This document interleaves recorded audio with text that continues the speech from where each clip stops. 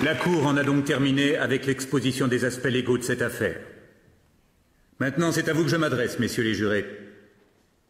Le meurtre au premier degré, c'est-à-dire l'homicide volontaire avec préméditation, est l'accusation la plus grave qu'une cour puisse porter. Vous avez assisté à tous les témoignages et tous les articles de loi s'appliquant à cette affaire vous ont été lus et expliqués. Maintenant que vous avez pris connaissance de tous les éléments, votre devoir est d'essayer de distinguer les faits des hypothèses. Un homme est mort. La vie d'un autre est en jeu. Je vous exhorte à débattre ce cas avec honnêteté et prudence. S'il subsiste pour vous le moindre doute, vous devrez me rendre le verdict non coupable. Si en revanche, aucun doute raisonnable ne vous retient, alors vous devrez, en votre âme et conscience, déclarer l'accusé coupable. Quelle que soit votre décision, elle doit être prise à l'unanimité. Si vous déclarez l'accusé coupable, la Cour ne recommandera pas de circonstances atténuantes. Ce cas requiert la peine de mort. Je n'envie pas votre tâche. Vous êtes chargé d'une grande responsabilité. Messieurs, je vous remercie. Allons-y, messieurs! Par ici!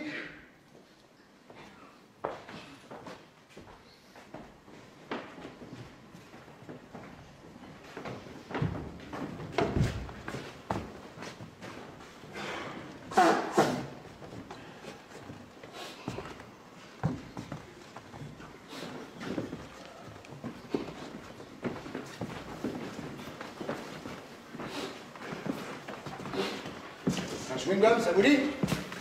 Merci.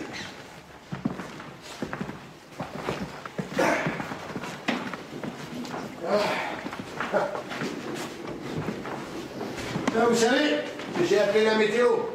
Ils m'ont dit que ce serait le jour le plus chaud de l'année. Pour installer la clim dans leur tribunal, là. J'ai failli tourner l'œil, moi. Très bien, messieurs, vous êtes au complet. Si vous avez besoin de quoi que ce soit, vous n'aurez qu'à frapper. Je reste devant la porte.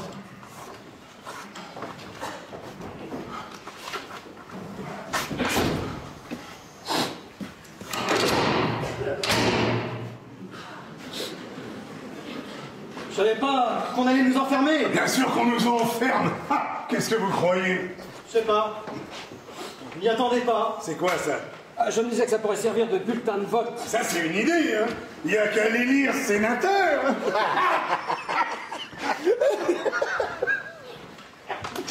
Alors, ça vous a plu?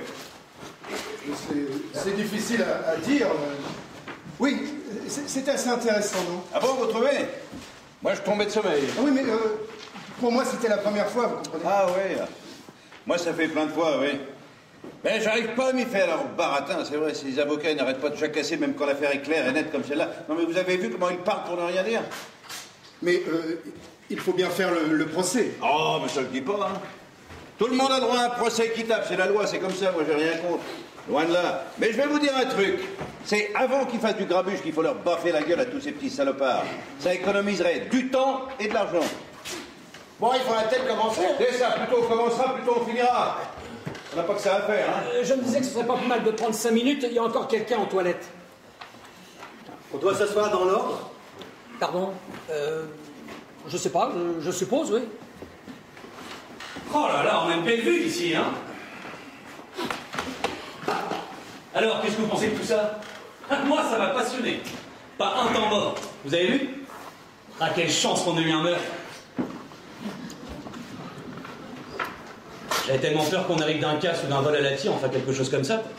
Ah non, non, parce que ça peut être d'un chiant. C'est l'hôtel de ville, ça, non? Exactement, oui. C'est fou quand même, hein. Je vis ici depuis toujours, j'ai jamais mis les pieds là-dedans. C'est pas vrai, je vous jure, ça fait 3 jours qu'on est là pour ça. Bah, c'est comme pour le couteau, qui peut avaler ça? On n'est pas des demeurés quand De même. toute façon, avec des gens pareils, il n'y a rien de bon à attendre, hein? Vous avez raison. Qu'est-ce qui vous arrive? Vous avez chopé un rhume? C'est rien de le dire, il n'y a pas pire que le rhume d'été. Je sens plus mon nez, non mais sans blague, hein? Je le sens plus. Votre klaxon, il marche bien en tout cas. Il ne reste plus qu'à vérifier mon phare.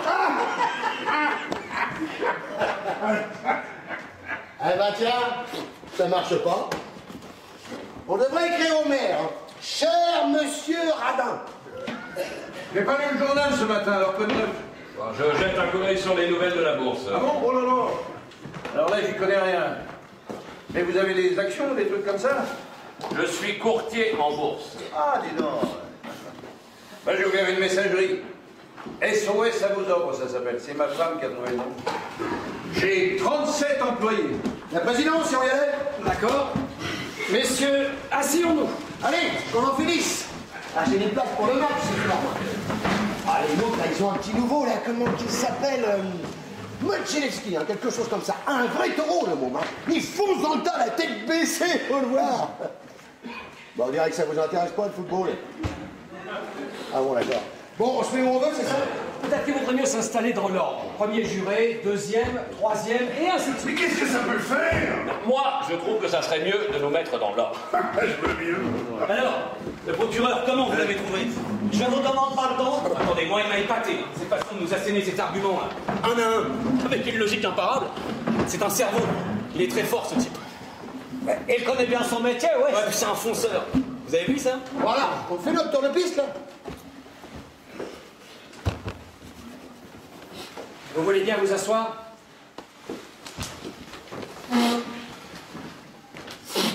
Monsieur Lafenêtre, vous voulez bien nous rejoindre? Excusez-moi.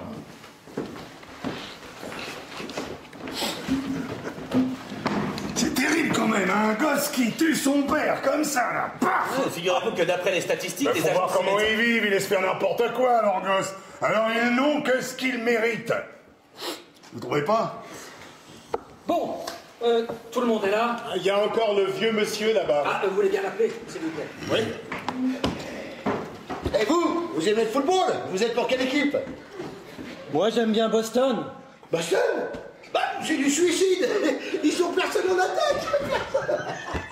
Bon, en défense peut-être, je dis pas, mais en attaque. On va commencer. Pardon. Ouais, Boston, je rêve. Je ne pensais pas qu'on m'attendait.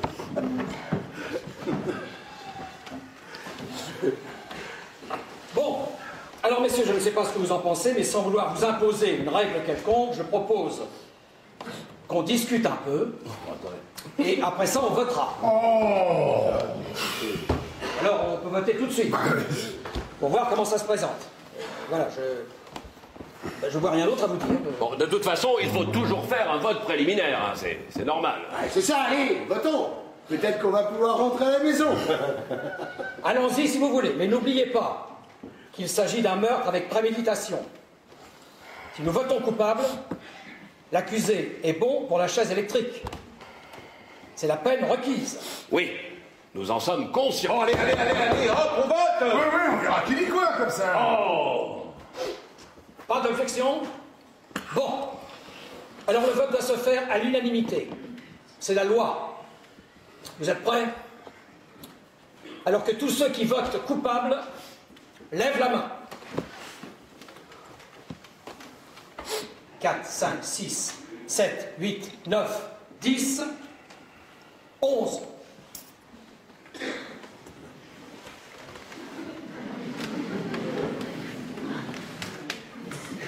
Voix pour coupable. Bon. Non coupable.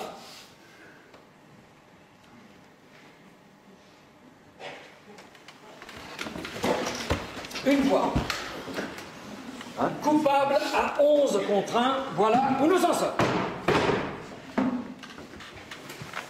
Oh, bon Dieu! Fonctionne bien! Hein?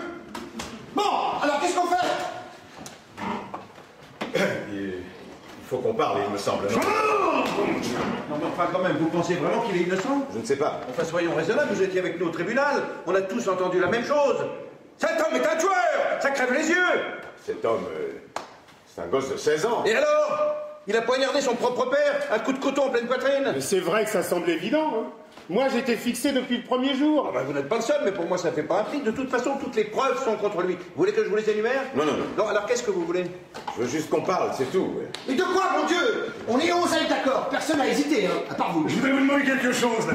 Vous avez cru à son histoire? Je ne sais pas si j'y crois. Je ne sais pas. Pourquoi vous votez non coupable alors? Bah, vous avez voté coupable tous les 11. Pour moi, c'est pas facile de lever la main et d'envoyer un gosse à la chaise électrique comme ça, sans en parler avant. Ah, vous trouvez que c'est facile pour moi? J'ai pas dit ça. Vous trouvez que j'ai voté trop vite, c'est ça? Je pense que ce type est coupable. Un point, c'est tout. Alors parlez, parlez. On peut parler pendant 107 ans. Vous me ferez pas changer d'avis? Mais j'essaye pas de vous faire changer d'avis. Mais la vie d'un homme est en jeu, on peut pas expédier ça en 5 minutes. Si on se trompait. Ah ben oui, si on se trompait, si ce plafond nous tombait sur la tête, si ma tante en avait.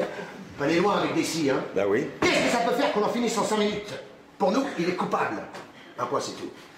Écoutez, on peut bien prendre 1 heure pour discuter. Il commence qu'à 8 heures votre match. Ah. D'accord, tête de mule. Discutons. Bon, quelqu'un a quelque chose à dire? Non, pas moi.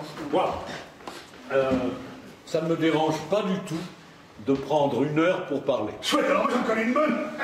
C'est une gonzesse qui arrive chez le Toumi, bah mettre à poil. Écoutez, on n'est pas là pour se raconter des blagues. D'accord. D'accord. Alors dites-nous pourquoi on est là. Pour rien, je ne sais pas. Enfin, tout ce que je sais, c'est que ce gosse n'a jamais eu de chance dans la vie. Depuis le début. Il avait 9 ans quand sa mère est morte. Il reste 1 an et demi à l'orphelinat pendant que son père est en prison pour escroquerie. C'est pas ce qu'on peut appeler un bon départ dans la vie. Enfin, il a 16 ans. 16 ans de galère. Bon, on lui doit bien un moment de réflexion, c'est tout. On lui doit que dalle, mon vieux. Il a eu droit à un procès équitable. Et il a eu bien de la chance. Parce que vous savez combien ça doit coûter tout ça? On est tous adultes ici, non? On est tous au courant de ce qui s'est passé, d'accord? Alors venez pas nous raconter qu'il faut faire confiance à ce morveux. On sait bien d'où il sort, hein. Moi je les connais ces gens-là. J'ai vécu avec eux toute ma vie. Toujours raconter des cracks. C'est des menteurs nés, ces gens-là. Et moi, je trouve que vous dites des bêtises. Bah dites donc, ça va pas? Vous êtes tellement sûr de détenir la vérité à vous tout seul? Mais qu'est-ce que vous allez chercher midi à 14h? Mais qu'est-ce qu'il raconte, lui? Je crois qu'il faudrait expliquer 2 ou 3 petites choses à ce monsieur. Bah écoutez, on n'est pas dimanche. On n'a pas besoin de sermon. J'ai jamais dit que je tenais la vérité, non mais... Et pourquoi se chamailler comme ça? On devrait pouvoir se conduire en personne civilisée. Bon, si nous devons discuter de cette affaire, venons-en aux faits. Mais très juste. On a ce boulot à faire, alors faisons-le. La personne qui n'est pas d'accord avec les autres pourrait peut-être nous expliquer pourquoi. Nous dire ce qu'il en pense, quoi. Et nous pourrions peut-être lui prouver qu'il a tort. Qu'est-ce que c'est ça? Non, je travaille dans la pub. Là, je planche pour une campagne pour les petits-déj instantanés. La marque, c'est Boom. Alors ça donne Boom tous les matins pour une journée sans frein. C'est bon, non? Ça sonne bien, oui. S'il vous plaît. Ah, excusez-moi, c'est une manie. Il faut que je gribouille, ça m'aide à réfléchir. Il faut qu'on avance, sinon ça risque de s'éterniser. Bon, alors écoutez, c'est une idée comme ça, je pense tout haut, là. Mais c'est à nous de convaincre monsieur qu'il se trompe. On pourrait prendre 1 minute ou 2 chacun pour essayer. Enfin, je sais pas ce que vous en pensez, hein. C'est Très bonne idée. Alors, faisons un tour de table. Tout ce que vous voulez, mais allons-y. Eh ben d'accord. Alors allez-y. Commencez. Ah non, pas moi, non. Faisons ça dans l'ordre. Vous avez raison. Dans l'ordre et 2 minutes chacun. Alors,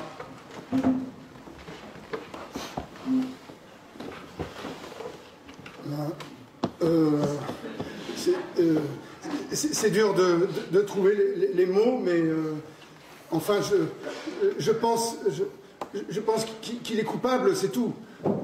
C'est vrai, c'est clair depuis le début. Personne n'a prouvé le contraire. Ah, mais personne n'a approuvé le contraire. C'est à l'accusation d'apporter les preuves à charge. L'accusé n'est même pas obligé de témoigner, enfin c'est ce que dit la Constitution. Vous êtes au courant, non? Bien sûr, oui. Je sais ce que c'est que la Constitution, mais enfin, ce type est coupable. Quelqu'un l'a vu. En dehors de toute considération personnelle, voilà ce que je pense, moi, simplement par rapport aux faits. Premièrement, la nuit du meurtre, à minuit 10, le vieux monsieur qui habite au 2e étage, c'est-à-dire juste en dessous du lieu du crime, a entendu un énorme boucan là-haut. Il a dit que c'était comme une bagarre. Puis il a entendu le gosse crier « Je vais te tuer !» et 1 seconde après, un corps tombé lourdement sur le plancher. Alors il a couru jusqu'à sa porte et là, il a vu le gosse dévaler l'escalier et quitter la maison. Alors il a appelé la police et ils ont trouvé le père avec un couteau dans la poitrine. le médecin légiste a situé le meurtre vers minuit. Exactement, ça c'est les faits irréfutables, le gosse est coupable. Maintenant, Maintenant, j'ai des sentiments, comme tout le monde. Bien sûr qu'il n'a que 16 ans. Mais il doit payer pour ce qu'il a fait. Tu l'as dit, mec? Non, mais pour moi, c'est évident que ce que raconte ce garçon ne tient pas debout. Bon, il dit qu'il était au cinéma au moment du meurtre. Mais à peine 1 heure plus tard, il ne sait même plus ce qu'il a vu. Ni les films, ni les acteurs. Mais bien entendu, vous voyez bien. Vous avez absolument raison. Personne ne l'a vu entrer au cinéma, ni en sortir. Et la femme qui habite en face, si ça c'est pas un témoignage, alors qu'est-ce que c'est? C'est vrai, c'est elle qui a assisté au meurtre. Dans l'ordre, s'il vous plaît, dans l'ordre. Attendez. Voilà une femme couchée dans son lit qui n'arrive pas à fermer l'œil, elle crève de chaleur, d'accord? Alors elle va prendre le frein à sa fenêtre, et là, qu'est-ce qu'elle voit? Elle voit le gosse poignarder son père, il est minuit 10, ça colle. Elle connaît le gosse depuis toujours. Sa fenêtre donne exactement sur la caisse du meurtre, de l'autre côté du métro aérien. Elle jure qu'elle a tout vu. À travers les vitres d'une rame de métro qui passait à ce moment-là. C'est vrai, mais la rame était vide et sans lumière puisqu'elle partait en révision. Et au tribunal, on nous a démontré qu'on pouvait très bien voir ce qui se passait de l'autre côté de la rue, à travers une rame sans lumière.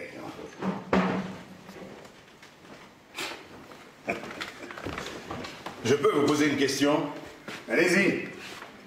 Vous dites que le gosse est un menteur, mais la femme, vous la croyez? Elle habite pourtant le même quartier. Elle fait partie de ces gens-là, comme vous dites. Vous vous croyez malin, hein? Asseyez-vous, ça vaut pas le coup de vous mettre en rogne. Oh! Bon, essayons de garder notre calme, s'il vous plaît.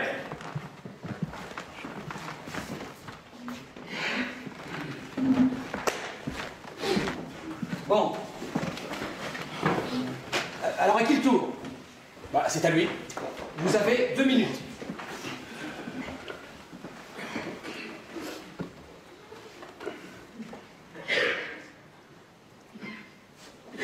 Je passe mon tour. C'est votre droit. Alors à vous, monsieur. Je sais pas, moi. J'ai été persuadé assez vite, vous voyez. J'ai cherché quel mobile il avait. C'est capital, ça, parce que sans mobile, il y a... Le témoignage des voisins de palier, ça, c'est très important. Mais ils ont dit qu'ils ont entendu le père et le fils se disputer. Déjà, vers 19h. Hein. Je peux me tromper, mais... Pas à 19h, à 20h. Oui, c'est ça, à 8h du soir. Ils ont entendu une dispute, et sans distinguer les détails. Ensuite, ils ont entendu le père cogner son gosse 2 fois, et finalement, ils ont vu le gosse furieux sortir de la maison. Qu'est-ce que ça prouve? Eh bien, ça prouve ça prouve pas grand-chose précisément. Ça fait partie d'un tout. J'ai pas dit que ça prouvait quoi que ce soit. Hein. Vous dites pourtant que c'est le mobile du meurtre. Oui. C'est aussi ce qu'a dit le procureur, mais moi, j'y crois pas. On l'a tellement cogné, ce gosse, il est blindé. Alors, une baffe de plus, une baffe de moins, c'est pas ce qui va faire de lui un assassin. Ah, mais si c'était 2 baffes de trop, il y a un moment où on ne peut plus encaisser.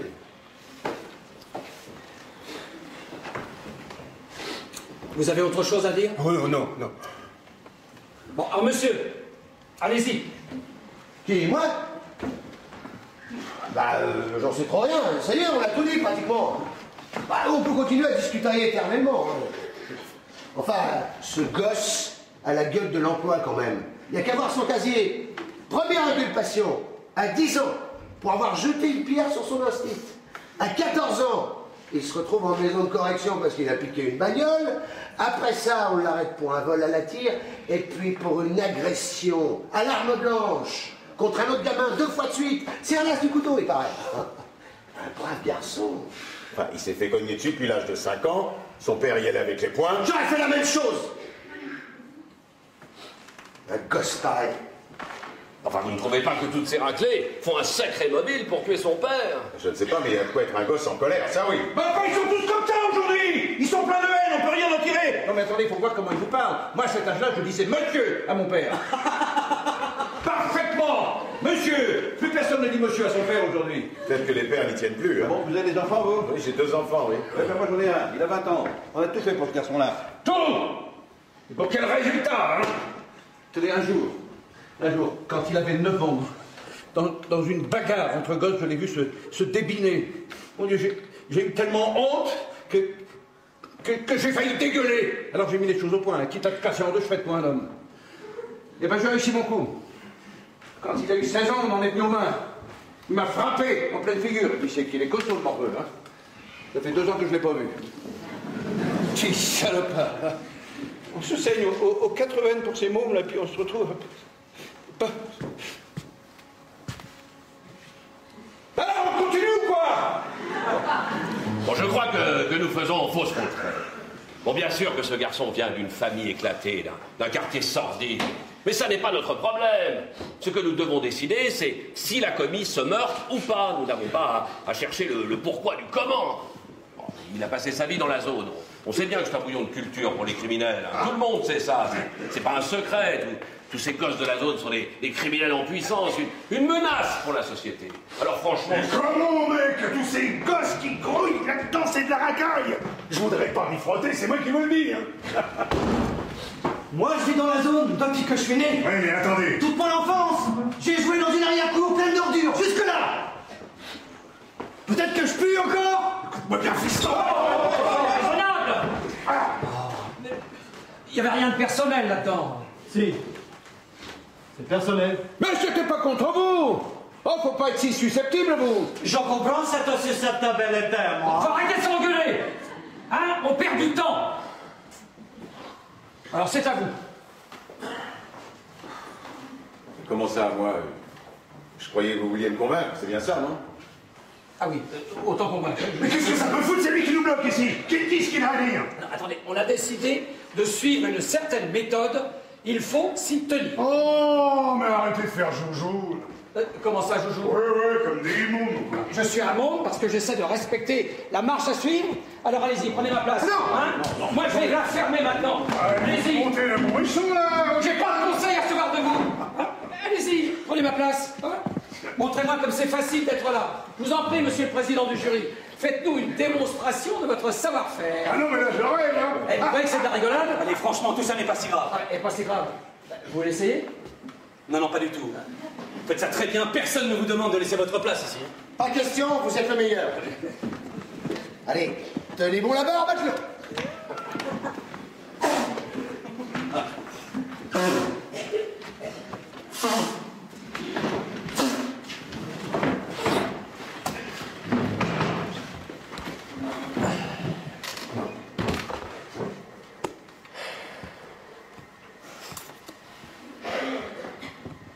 Alors, il y a quelqu'un qui m'a causé ou pas, là? Bon.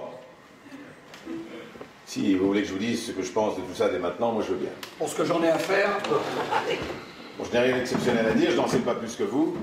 Selon les témoignages, le gosse a l'air coupable. Peut-être qu'il l'est.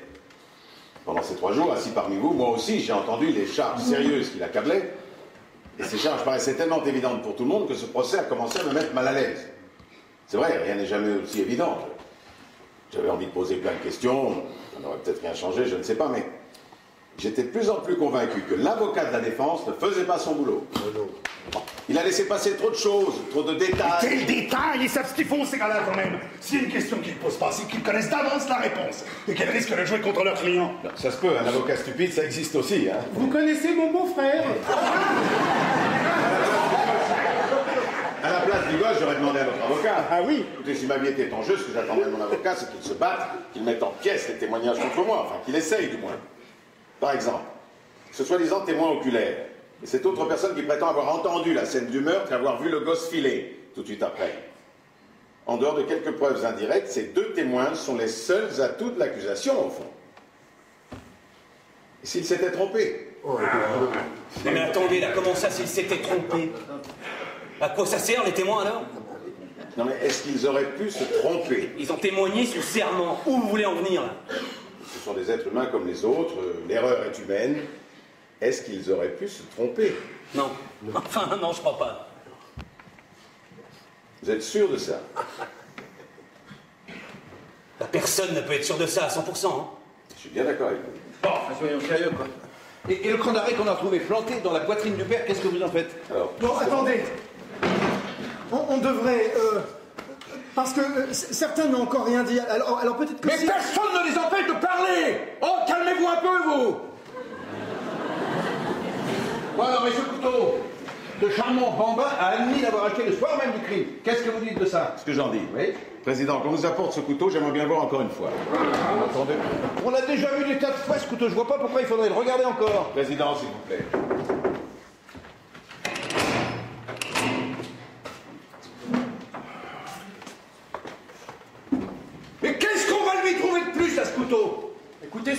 aurait mis ça sous le tapis. Non mais ce monsieur a tout à fait le droit d'examiner des pièces à conviction.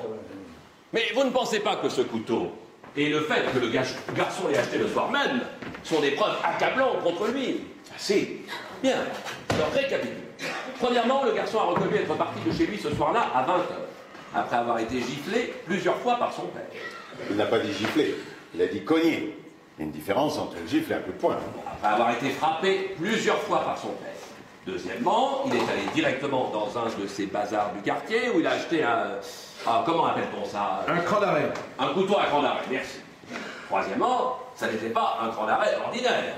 Ce couteau a un manche sculpté bien spécial. Quatrièmement, le commerçant qui le lui a vendu l'a identifié au tribunal. Et il affirmait qu'il n'en avait jamais eu un semblable en stock. Cinquièmement, vers 20h45, le garçon rencontre 3 de ses copains devant une gargote.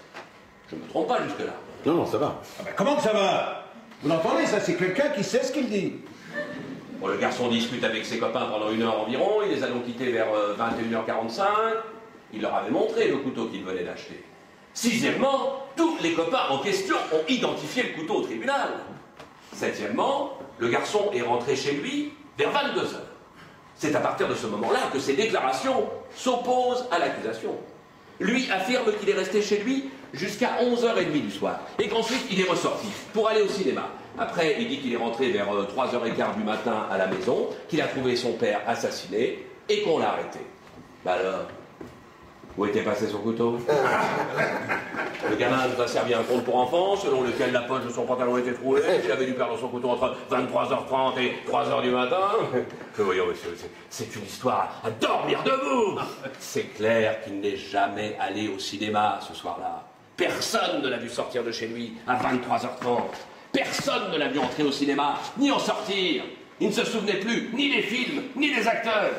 Alors maintenant, voilà ce qui s'est réellement passé. Ben, le garçon est resté chez lui ce soir-là.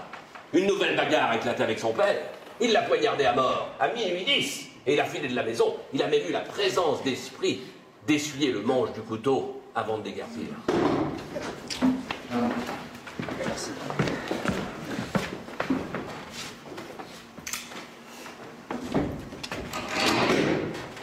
Ce couteau a été identifié comme étant l'arme du crime.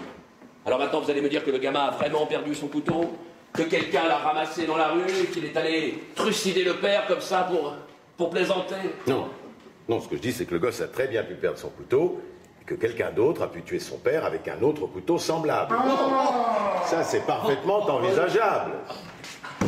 Regardez bien ce couteau. J'en ai jamais vu de pareil.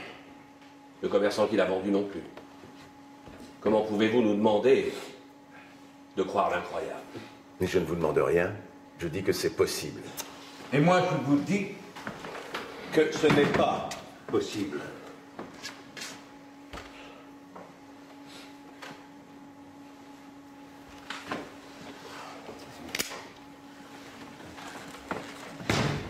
Ça alors? C'est le même couteau?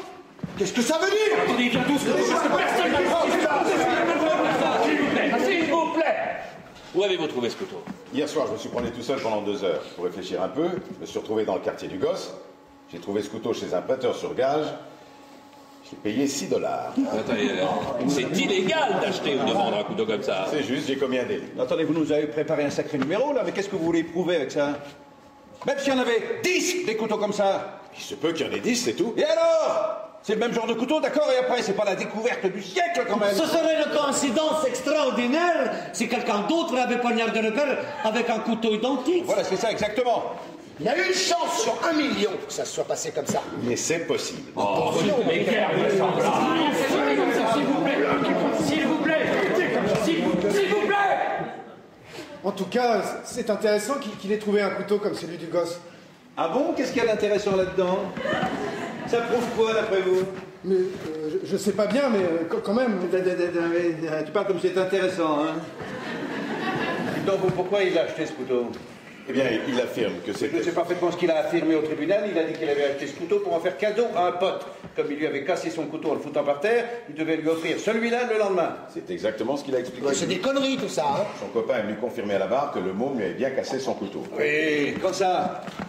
3 semaines avant le meurtre, c'est ça? Et c'est ce soir-là, comme par hasard, juste après sa raclée, que ce camarade exemplaire va acheter ce couteau qu'on va retrouver une demi-heure plus tard, enfoncé jusqu'à la garde dans la poitrine de son père. Avant de l'offrir à son copain, il voulait vérifier qu'il fonctionnait bien. Excusez-moi. Excusez-moi. J'ai une question. C'est une de celles qui me démangeait déjà au tribunal. Si le gosse avait l'intention de tuer son père avec ce couteau, pourquoi l'a-t-il montré à ses copains à peine 2 heures avant le meurtre? Mais arrêtez avec vos pourquoi et vos comment. Ce gosse est un menteur. Et vous le savez très bien.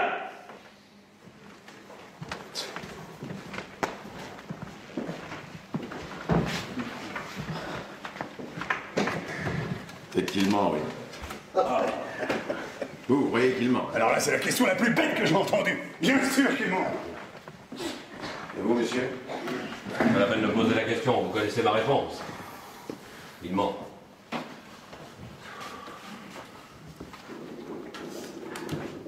Vous aussi, vous croyez qu'il ment? Je me dis que peut-être... Peut-être quoi? Non mais arrête un peu, toi.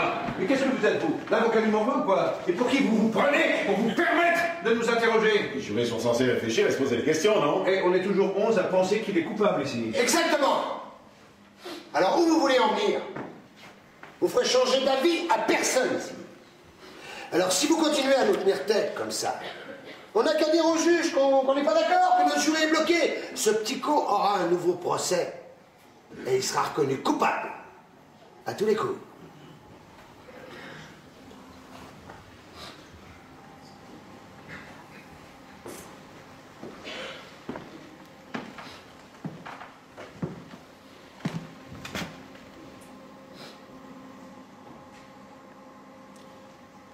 Vous avez sans doute raison. Oh. Bon, alors qu'est-ce qu'on fait? On va pas y passer la nuit quand même, hein? Oh, quoi, une nuit? C'est rien. Comparé à la vie d'un gosse, quand même. Oh, putain!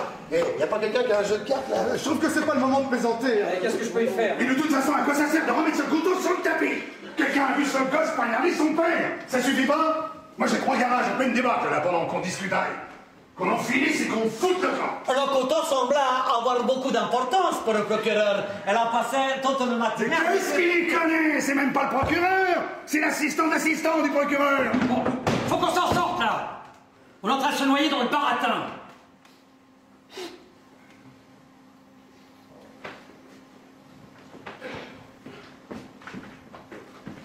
Alors, où en êtes-vous? Vous vous retrouvez tout seul, mon vieux. J'ai une proposition à vous faire. Je voudrais qu'on vote encore une fois. Mais un vote secret cette fois-ci. Moi, je vais m'abstenir. Si vous 11 persistez à voter coupable, je m'inclinerai et on pourra annoncer au juge que nous avons voté coupable à l'unanimité. Mais si un seul d'entre vous a changé d'avis, alors il faudra rester pour éclaircir cette affaire jusqu'au bout. Voilà. Si vous êtes d'accord avec ça, moi je suis prêt à vous suivre. Enfin, vous êtes devenu raisonnable. Allez, ça marche. Bon, alors on y va. Ça me paraît honnête. Pas d'objection? Bon, voilà des bulletins de vote pour tout le monde.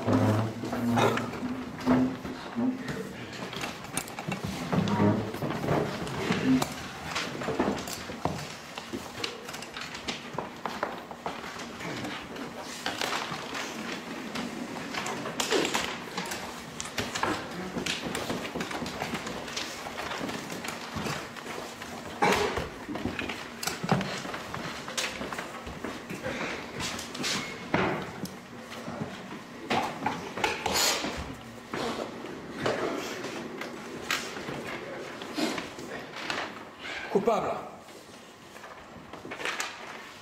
Coupable. Coupable. Coupable.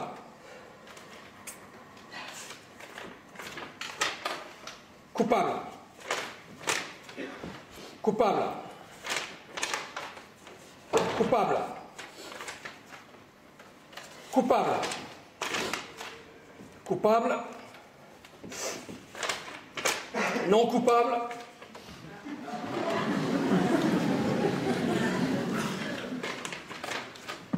Coupable. Oh putain, mais qu'est-ce qui se passe là? Il y en a un autre qui a pété les plombs. Bon alors c'est qui? Allez, mais avons voté un bulletin secret, nous étions d'accord. Mais quel secret? Il n'y a pas de secret qui tienne, il n'y a pas de secret dans un jury. Moi, je sais qui c'est. Vous, je vous retiens. Hein. Vous commencez par voter coupable comme tout le monde, et puis l'autre curton, là, il arrive avec son prêchi-prêcha pour nous tirer les larmes, il nous raconte que c'est pas la faute du pauvre président qu'il est devenu un assassin, et vous changez d'avis. Ça me rend malade. Pourquoi vous faites pas une quête pour lui tant que vous y êtes? Attention, il n'est pas en parler sur ce ton. Laissez-moi. De quel droit il parle comme ça? Calmez-vous. Se prend pour qui, lui? Vous avez vu ça? Eh, venez vous asseoir. C'est fini. C'est pas grave. Il est un peu énervé. Ben, un peu que je suis énervé, oui. On essaye de coller un assassin là où il doit être, sur la chaise électrique. Et puis il y en a un qui arrive là qui nous raconte Alice au pays des merveilles, et nous on est obligés de l'écouter. Doucement, doucement. Quoi doucement? Quoi doucement? Ça vous paraît normal qu'un assassin se balade dans la rue? Ah bah tiens, on devrait lui rendre son couteau, ça serait plus commode pour lui. Bon! Il faut arrêter de gueuler maintenant. Est-ce que quelqu'un a quelque chose de constructif à dire? S'il vous plaît, moi je voudrais dire quelque chose. J'ai toujours cru que dans ce pays, on avait le droit d'avoir ses opinions. Hey, ne noyez pas le poisson. Pourquoi vous avez changé d'avis? Il n'a pas changé d'avis. C'est moi. Vous voulez que je vous dise pourquoi? Non, j'en ai rien à foutre. Je vais quand même m'expliquer, si ça ne vous dérange pas. On est vraiment obligé d'écouter ça? Bon, dites donc, vous. Cette personne veut parler. Merci.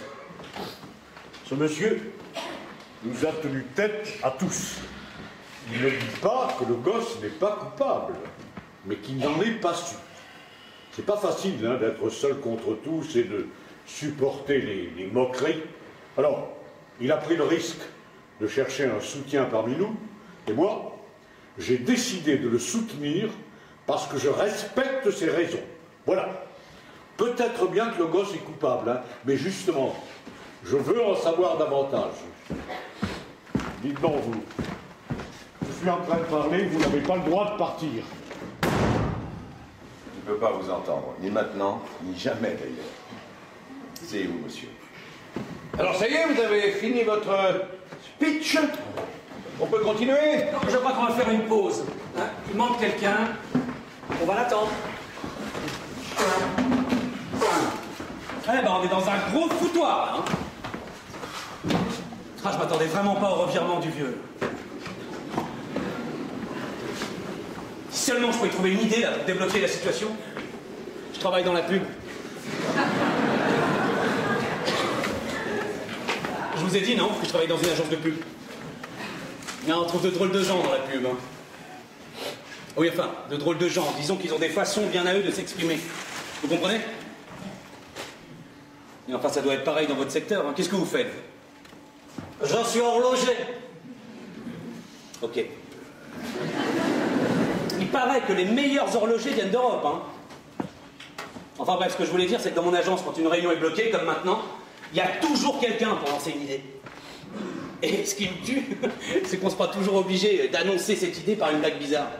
Par exemple, on va accrocher mon idée en haut d'un mât pour voir si elle flotte bien.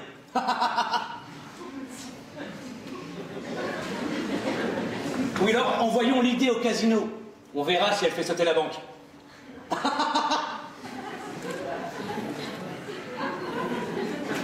Mais bon, d'accord, c'est complètement con. Mais c'est marrant quand même, non? Vous savez, j'étais un peu énervé tout à l'heure, vous savez ce que c'est? Comment dire mais je voulais pas être méchant ni rien. Hein.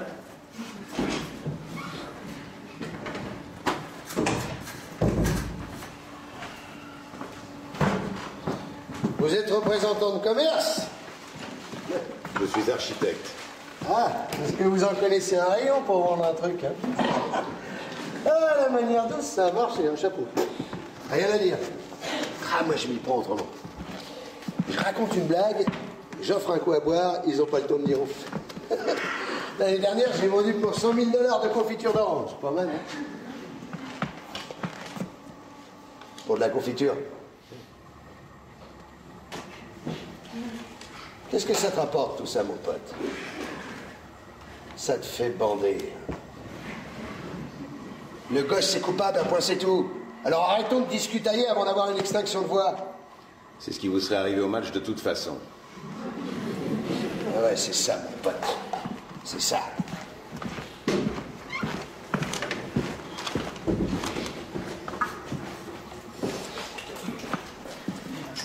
Eh, quelle brochette, hein? Les gens comme tout le monde, vous savez. La grande gueule, là-bas, hein? Celui qui a parlé de son fils tout à l'heure, c'était drôlement gênant. Hein. Je savais plus où me fourrer, moi. C'est vrai, oui. Oh, quelle journée. Vous croyez qu'on en a pour longtemps, encore? Je sais pas. Moi, je suis sûr qu'il est coupable, hein. Il n'y a aucun doute là-dessus. On aurait déjà dû en finir. Mais après tout, je m'en fiche, c'est moins dur que de bosser, alors. Vous pensez qu'il est innocent? Je ne sais pas, mais c'est possible, oui. Bah, on se connaît pas, mais je parie que c'est la plus grosse erreur de votre vie. Hein. Mais vous devriez laisser tomber, vous perdez votre temps. Mais essayez de penser que c'est vous l'accusé. Oh, je pense pas, moi, j'ai pas l'habitude. Hein. Bah, je suis qu'un ouvrier, moi, c'est mon patron qui pense. Hein. Bon, bah, pour une fois, je vais m'y mettre, alors. Disons que vous arrivez à nous faire tous changer d'avis, on le laisse filer, et en fait, c'est lui qui a tué son père. Bah, qu'est-ce que vous pensez de ça?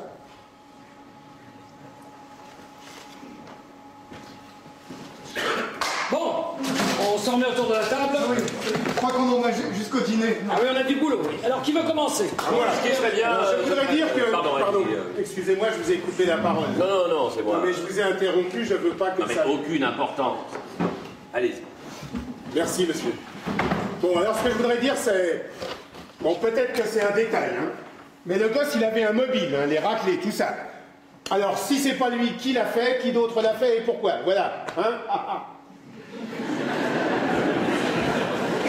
Ben, personne tue personne sans raison valable, sauf si c'est un cinglé, non? Mais pour autant que je sache, nous sommes censés nous prononcer sur la culpabilité de ce garçon, sans qu'aucun doute raisonnable ne subsiste dans notre esprit. Ce n'est pas à nous de chercher qui d'autre aurait pu avoir un mobile pour tuer son père. C'est le boulot de la police, non? Oui, d'accord, mais nous ne pouvons pas ne pas tenir compte du seul mobile que nous connaissons.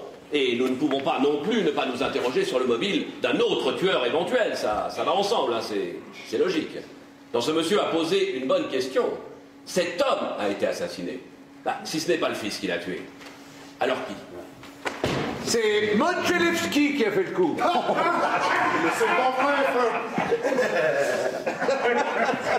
laissez l'homme de ma mère dehors de ça. Non mais franchement, là, je vois pas ce qu'il y a de drôle dans tout ça. Si vous n'avez rien d'autre à dire que des bêtises pareilles, contentez-vous d'écouter. Bon, ça va, ça soulage de rigoler un peu, non? Oh mais pardon, allez-y. Allez-y. Vous avez une idée, vous? Qui d'autre aurait pu tuer le père? Je ne peux pas savoir, mais c'est sûr que le père n'était pas un citoyen modèle. Hein. Il a fait de la prison, c'était un flambeur impénitent, perdant notoire, fréquentait assidûment les bouches du coin, dès qu'il avait un verre dans le nez, se bagarrait, souvent à cause d'une femme.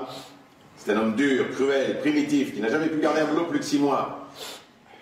Il y a plusieurs possibilités. Il a pu être tué par un ancien codétenu, par un parieur berné, par un type qui l'aurait tabassé, par une femme qui l'aurait ramassé Dieu sait où, enfin...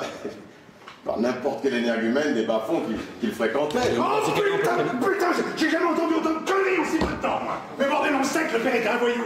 Et alors, qu'est-ce que ça change? On m'a demandé qui d'autre aurait pu le tuer, j'ai répondu c'est tout. Exactement. Ce monsieur avait posé une question précise. Non, mais ils se prennent tous pour des avocats maintenant. Bon alors voilà une autre question. Le vieux monsieur a entendu le gosse crier « Je vais te tuer », puis une fraction de seconde après, un corps tombé. Puis il voit le gosse dégringoler l'escalier. Qu'est-ce que vous faites de ça? Justement, je me suis demandé comment le vieux avait pu entendre aussi distinctement la voix du gosse à travers le plafond. Ah non, c'est pas à travers le plafond qu'il l'a entendu, c'est par la fenêtre.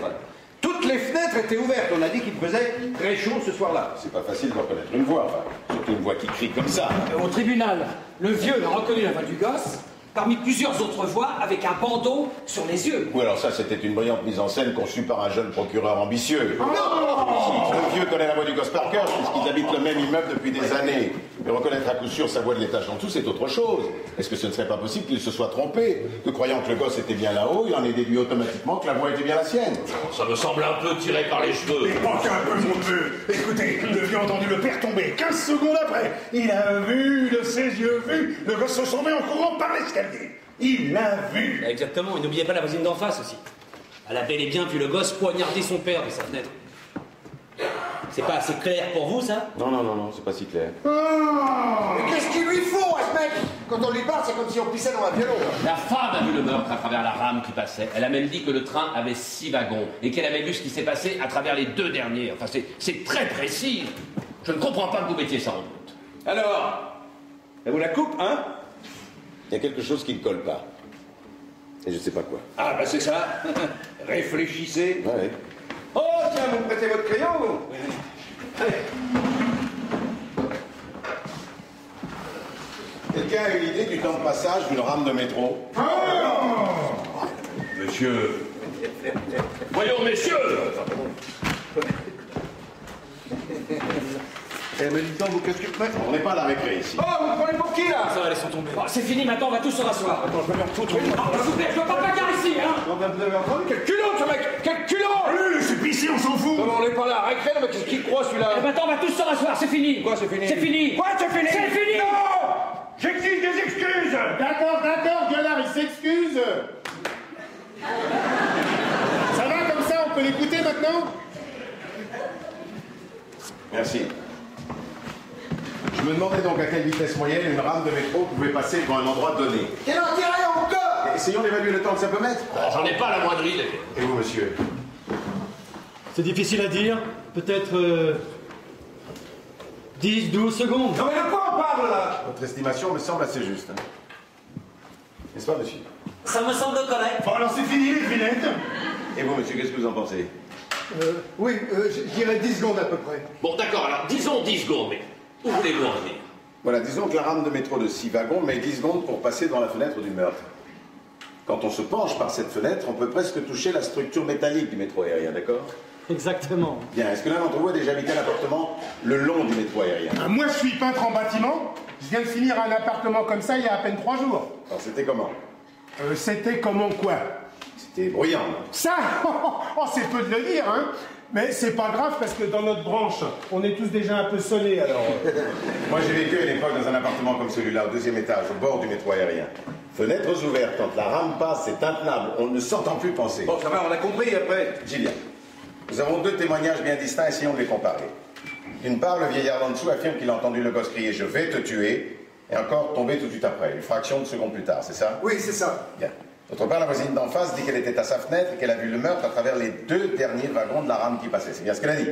Les 2 derniers wagons. Oui, alors? On est d'accord pour dire que la rame met 10 secondes pour passer devant chez elle. Elle dit qu'elle était à sa fenêtre et qu'elle a vu le meurtre à travers les 2 derniers wagons. Ça veut dire qu'on peut considérer que le corps est tombé immédiatement après le passage du dernier wagon. Par conséquent, la rame passait devant chez le vieux au moment où il prétend avoir entendu la voix du gosse. Comment a-t-il pu entendre quoi que ce soit dans ce vacarme? Non, mais attends, c'est complètement idiot. Bien sûr qu'il l'a entendu. Vous en êtes si sûr? Le vieux a dit qu'il avait entendu le gosse gueuler. Ça me suffit.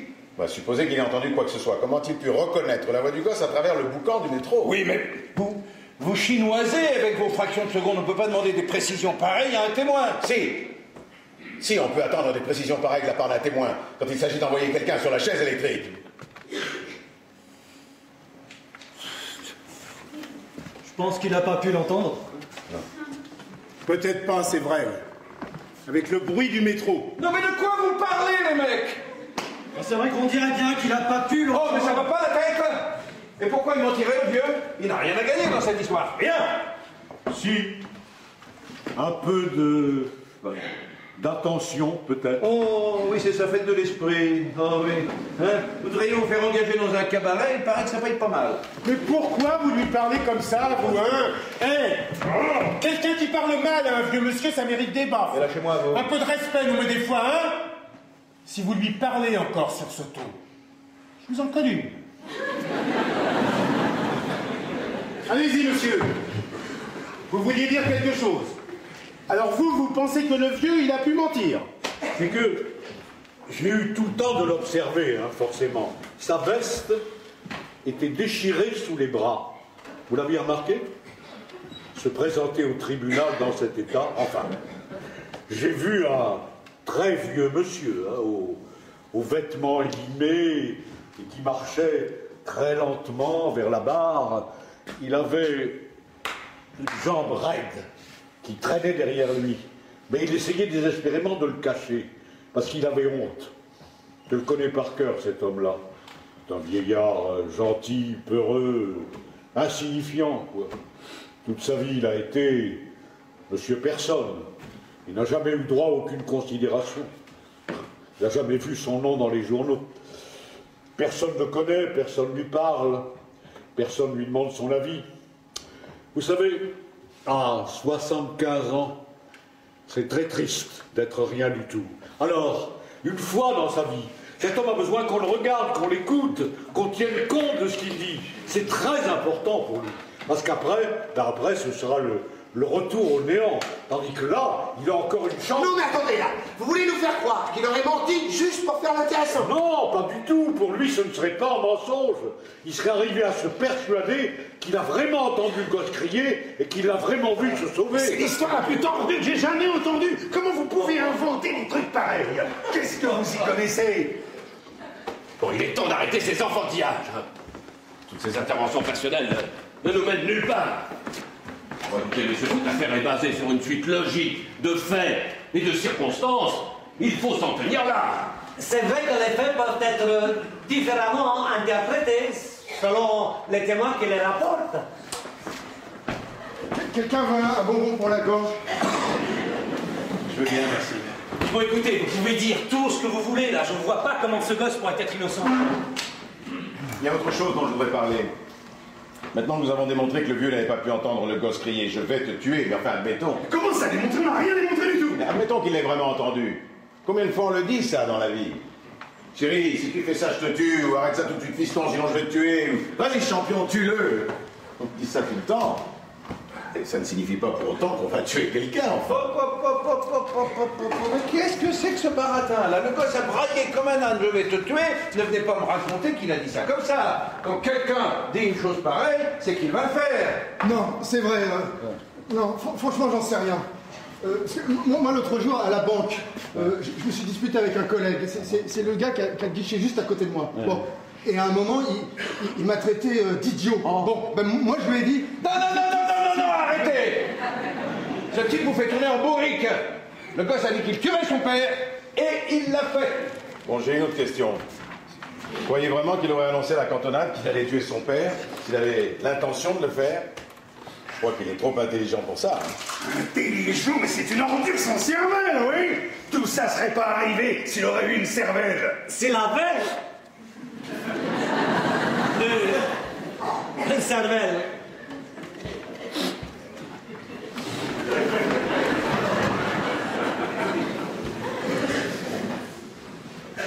Je voudrais changer mon vote. Je dis non coupable.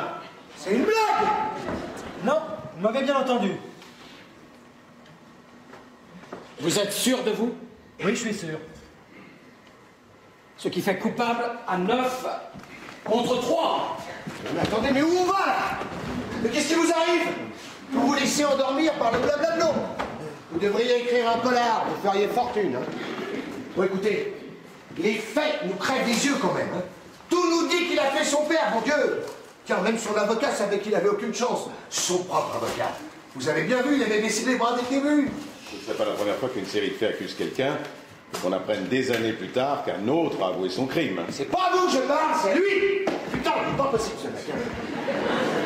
Bon, dites-moi, le gosse, il avait bien un avocat. C'était à lui de le défendre, c'est pas votre rôle à vous. Vous en avez pas marre de radoter? Les avocats ne sont pas infaillibles. Et celui-là a été désigné d'office. Et alors? Alors ça veut dire qu'on lui a imposé l'affaire, qu'il ne l'a donc pas choisie. Ça veut dire que c'est une affaire qui ne lui rapporte rien, ni argent, ni gloire. C'est un dossier difficile. Tout ça n'est pas très engageant pour un jeune avocat. Pour aider son client, il aurait fallu qu'il croie dur comme fer à son innocence. Et manifestement, vous l'avez très bien dit vous-même, ça n'était pas le cas. Mais bon Dieu! Mais qui pourrait croire à son innocence? Oh putain! Vous avez vu l'heure?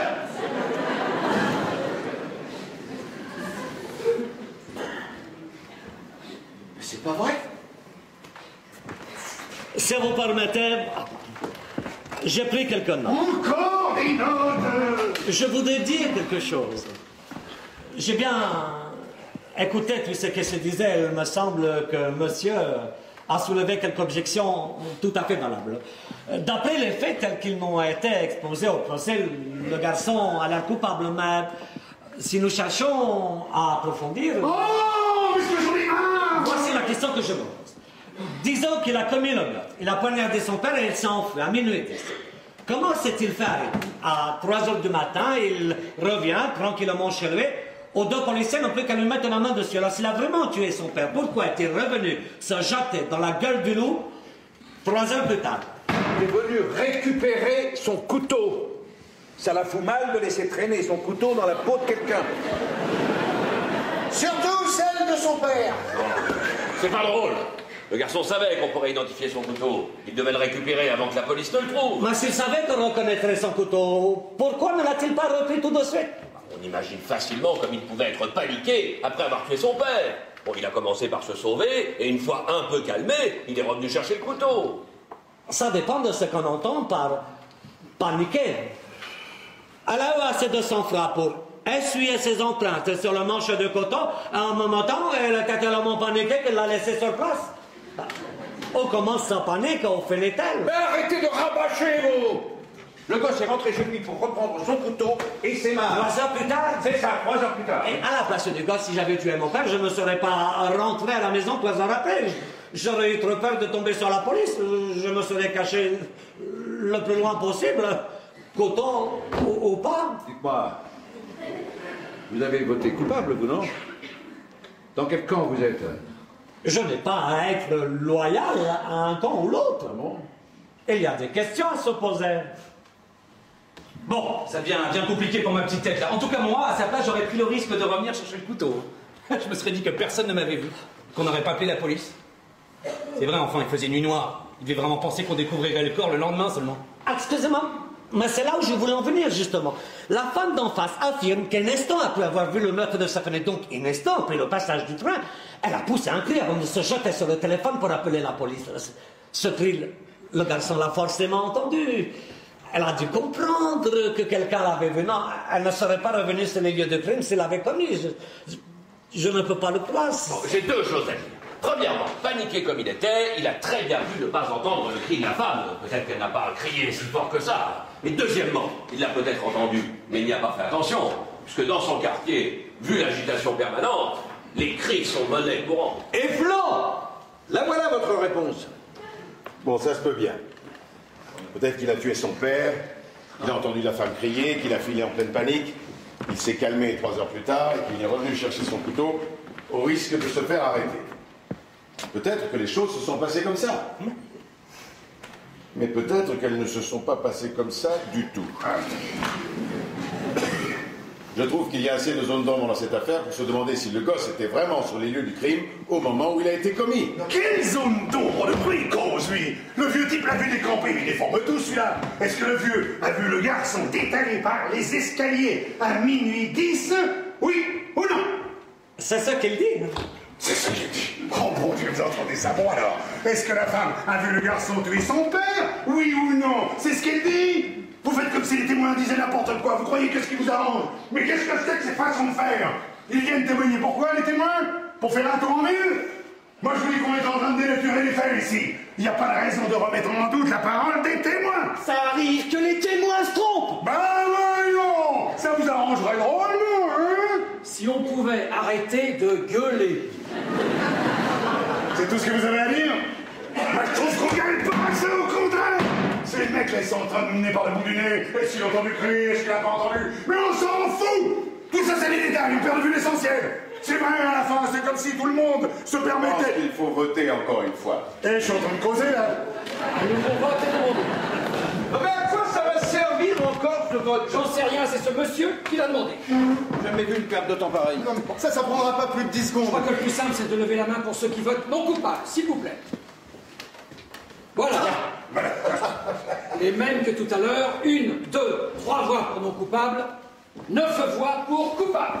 Et voilà, ça nous avance à quoi, hein? Écoutez, on va pas passer le réveillon ici, quand même, hein? Qu'est-ce qu'on a de plus, maintenant? Hein? Excusez-moi, je vote mon coupable. Et merde, Attendez, qu'est-ce que vous foutez là? On vient fou, ma parole. Ce gosse est coupable, il n'y a qu'à regarder les faits. Rien que les faits, mec. Expliquez-lui, vous. Ça devient une mauvaise blague, là. 8 voix pour coupable, 4 voix pour non coupable. Pitié pour un pauvre gars qui n'a pas eu peine. Prions pour nos frères, les voyous. Non, mais qu'est-ce qui vous arrive, là? Dites donc, vous. J'aimerais savoir pourquoi vous avez changé d'avis. Allez, donnez-moi une seule bonne raison. J'en ai pas à me justifier devant vous. Elle se trouve que maintenant j'aime. Quoi, quel doute? C'est des salades, tout ça. Regardez, on a vu quoi planter ce couteau dans la poitrine de son père. Regardez bien, monsieur, j'ai un doute. Ce n'était pas ce couteau, hein? Quoi?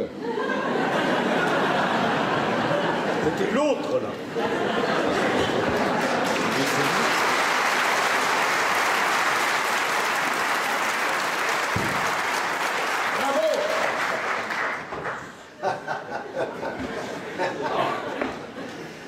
C'est quand même dingue, ça, hein? Vous êtes là, si tranquillement, à nous sortir des histoires de votre chapeau, là. Mais pourquoi on vous croirait? On aurait vu de nos yeux Lamotta écraser Cerdan et ce mec serait capable de nous démontrer que c'est Cerdan qui a gagné. Par exemple, le témoignage du vieux. Vous voulez nous faire croire qu'il s'est pas levé de son lit? Qu'il n'a rien entendu? Qu'il n'a pas couru à sa porte? Qu'il n'a pas vu le gosse détaler dans l'escalier? Ah ben non, c'est vrai. Il a dit ça pour faire l'intéressant, alors. Et enfin, mais qu'est-ce que c'est que ça? Attendez. Attention, il y a le fan de Boston qui veut causer. Encore un qui va nous dire que les vessies, c'est des lanternes. Le vieux a dit qu'il avait couru à la porte. Couru, marcher, quelle importance? Du moment qu'il est arrivé à sa porte. Mais il a dit couru, je crois bien. Je ne me souviens pas de ce qu'il a dit. Mais il n'a pas pu courir, ça c'est sûr. Mais le vieux a dit qu'il est allé de son lit jusqu'à la porte. Ça ne suffit pas? Mais attendez, où se trouve sa chambre déjà? Au bout du vestibule, je croyais que vous saviez tout. Vous avez oublié ça? Ben oui. Président, est-ce que je peux examiner le plan de l'appartement, s'il vous plaît? Président, il a qu'à leur demander de recommencer tout le procès, hein, ça vous rafraîchira les idées. Président, s'il vous plaît. Je vous ai entendu. Non mais à quoi ça rime tout ça? Et d'abord, comment se fait-il que vous soyez le seul qui veut voir les pièces à conviction? Moi aussi, ça m'intéresse de voir le plan. Et moi, j'en ai marre de perdre mon temps! Enfin, on va quand même pas tout recommencer à zéro, voilà. La place du corps et tout ça. Bien sûr que non, sauf si l'un d'entre nous le souhaite. Non, je veux juste vérifier si un vieil homme qui a une chambrette et qui a fait un infarctus l'année dernière peut aller de son lit à la porte d'entrée en 15 secondes. Non, il a dit 20 secondes. Non, 15. Non, je voulais que c'était 20. Vous n'avez pas déformé ça encore? Il a dit 15 secondes. Non, mais comment pouvait-il savoir si ça faisait 15 secondes? C'est pas facile de se rendre compte. Mais il a beaucoup insisté là-dessus. 15 secondes. Enfin, c'est un vieillard, vous avez bien vu, c'est plus ce qu'il dit. Comment il pourrait savoir quoi se passe?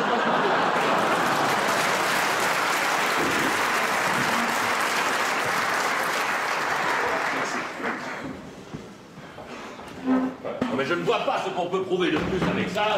Le vieillard a dit qu'il a vu le gamin se sauver. Voyons en détail si on peut s'en tenir à ce qu'il dit. Il dit que dès que le corps s'est effondré là-haut, il a entendu des pas courir vers la porte d'entrée, quelqu'un à l'ouvrir et les pas dévaler l'escalier. Il est allé à sa porte le plus vite possible. Il jure que ça ne lui a pas pris plus de 15 secondes. Donc si le meurtrier s'est mis à courir tout de suite... Ce qui n'est peut-être pas le cas, hein. Le vieux dit que oui. Hein. Ah, bienvenue au club des enculeurs de mouches. Alors, le sportif, hein, tu vas nous lâcher un peu. Pour 6 $ par jour, t'es obligé de me supporter, mon pote. Bon, alors ce plan, vous l'avez demandé pourquoi, au juste? Permettez. Donc voici le plan de l'appartement où le meurtre a été commis. Le vieux monsieur habite un appartement exactement semblable juste en dessous. Bien, alors, voici le métro aérien, sa chambre, une autre chambre, le salon, la cuisine, la salle de bain, le vestibule, la porte d'entrée et les escaliers de l'immeuble. Donc le vieux monsieur était couché, il dit qu'il s'est levé, qu'il est allé dans le vestibule, qu'il a traversé jusqu'à sa porte d'entrée et qu'au moment où il l'a ouverte, il a vu le gosse se sauver par l'escalier. C'est bien ça? Oui, on ça fait jamais que la 12e fois qu'on le dit. 15 secondes après que le corps se soit effondré là-haut. C'est ça. Bien. Son lit se trouve près de la fenêtre, ce qui veut dire que la porte de sa chambre est à 12 pieds de là. Le vestibule fait 43 pieds et demi. Il aurait donc fallu qu'il se lève, qu'il parcourt les 12 pieds jusqu'à la porte de sa chambre, qu'il l'ouvre, qu'il marche encore 43 pieds et demi jusqu'à sa porte palière, qu'il l'ouvre également, le tout en 15 secondes. Vous pensez que c'est possible, ça? Mais comment c'est possible? Il marche très lentement. Elle a besoin d'aide pour s'installer sur la chaise des témoins. Vous en parlez comme symbole d'une distance énorme. C'est pas si long que ça. Mais pour un vieil homme et qui a eu un infarctus, c'est long. Mais qu'est-ce qu'il te fout, lui? Je vais essayer pour voir combien de temps ça prend. Essayez, pourquoi faire? Si l'avocat du gosse n'en a pas parlé, c'est que c'était pas important. Peut-être qu'il n'y a pas pensé, c'est tout. Vous prenez cet avocat pour un imbécile ou quoi? S'il a pas pensé à ça, à quoi il a pensé alors? Et vous? Vous aviez pensé à ça, vous? Le gros malin, on s'en fout de ce que je pense. C'est pas si fort, pas si fort. S'il n'en a pas parlé, l'avocat, c'est qu'il savait très bien que ça pouvait nuire à son client. C'est pas plus compliqué que ça. S'il vous plaît. Non, mais peut-être qu'il craignait d'agresser ou de tourmenter un vieillard sans défense, ce genre de choses qui choquent les jurés, donc les avocats évitent de le faire, c'est tout. Si c'est ça, c'est un sacré minable, ce mec-là. C'est ce que je me demande. Bien. Disons que ces deux chaises, c'est le lit du vieux. Je vais mesurer 12 pieds à partir d'ici. Allons-y. Non mais vous êtes cinglés, vous. On peut pas tout refaire comme ça. Moi, ça m'intéresse. Permettez. 12. Voilà. Disons que ça, c'est la porte de la chambre. Je vais mesurer le vestibule maintenant. Nous avons dit 43 pieds. Allons-y.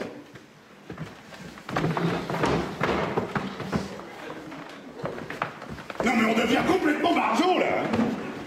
Il y en a marre de nous faire perdre notre temps. D'après vous, c'est une affaire de 15 secondes. On peut bien prendre 15 secondes. Je peux prendre une chaise, s'il vous plaît.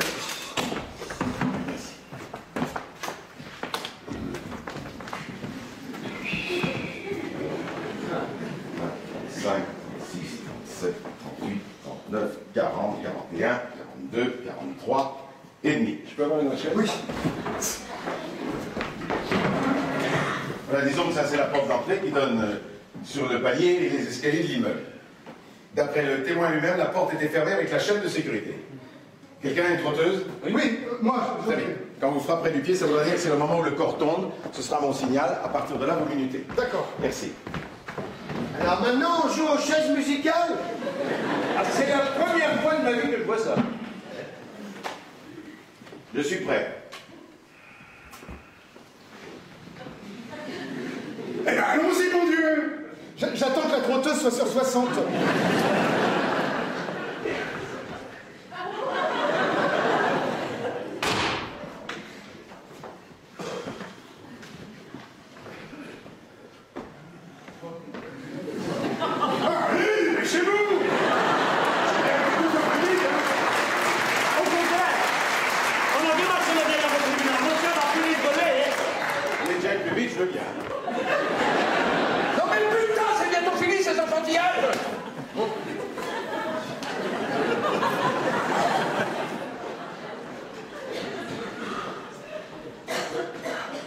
Stop. D'accord. Ça fait 15, 30, 40, 42 secondes exactement. 42 secondes. À mon avis, voilà ce qui s'est passé. Le vieux avait entendu le gosse et son père se disputer quelques heures plus tôt. Après, il est couché quand il entend le corps tomber là-haut et la femme d'en face crier. Alors il se lève. Il essaye d'atteindre la porte d'entrée. Sur son chemin, il entend quelqu'un dévaler l'escalier. Automatiquement, il en déduit que c'est le gosse. Ça se peut, ça. Voilà. Automatiquement, il en déduit. Non, attendez, je vais vous dire un truc. Hein. Moi, des coups de bluff, j'en ai vu et entendu dans ma vie, mais alors ça, c'est le pompon. D'abord, vous nous gonflez avec l'enfance défavorisée dans les quartiers difficiles. Ensuite, vous nous inventez des rencontres du troisième type. Et avec vos salades à la mort moelleux, là, vous arrivez à ferrer quelques chochottes ici présentes. Seulement moi, vous ne m'aurez pas, j'en ai ras-le-bol à la fin. Ce type est coupable, et vous le savez très bien, mais qu'est-ce qui vous arrive? Bande de tarés! Faut le faire crier! Oui, une fois pour toutes, quoi! Vous n'allez pas le laisser filer, quand même! Vous parlez comme si vous alliez le mettre vous-même sur la chaise électrique. C'est tout comme. Peut-être que ça vous plairait d'appuyer sur le bouton. Un peu que ça me plairait. Je vous plains. Ouais, foutez-moi la paix. Depuis qu'on est entré dans cette pièce, vous vous conduisez comme un justicier déclaré. Fermez votre gueule, oui. Les faits vous apportent peu. Ce que vous voulez, c'est la mort de ce gosse. Ta gueule, connard! Un sadique. Voilà ce que vous êtes. Ce fils de pute, tu vas voir, moi je vais... Non, lâchez-moi! Putain, lâchez-moi! Putain, lâchez-moi, je vais le tuer! Je vais le tuer!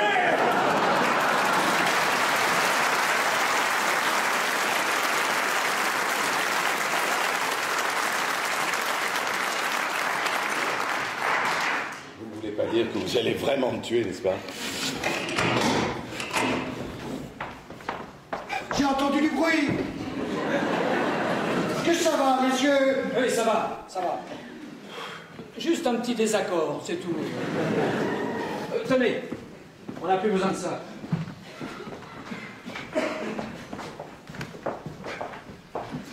Mais quoi, vous voulez ma photo?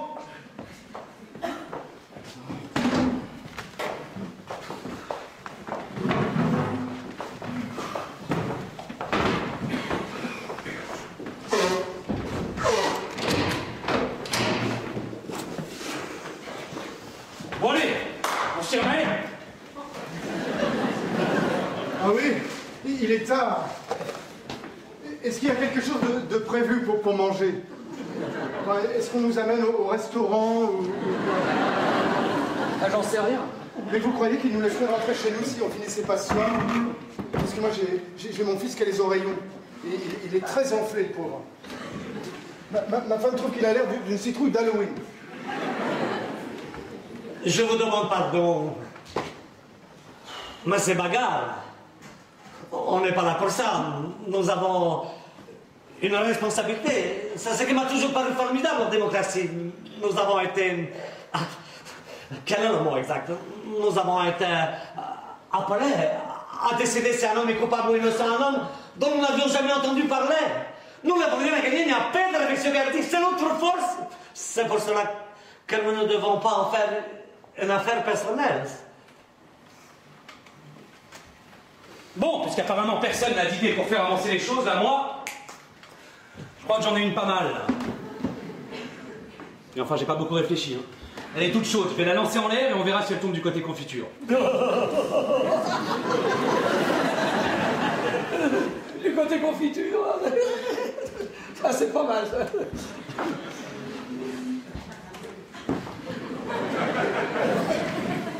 Elle était pas si bonne que ça.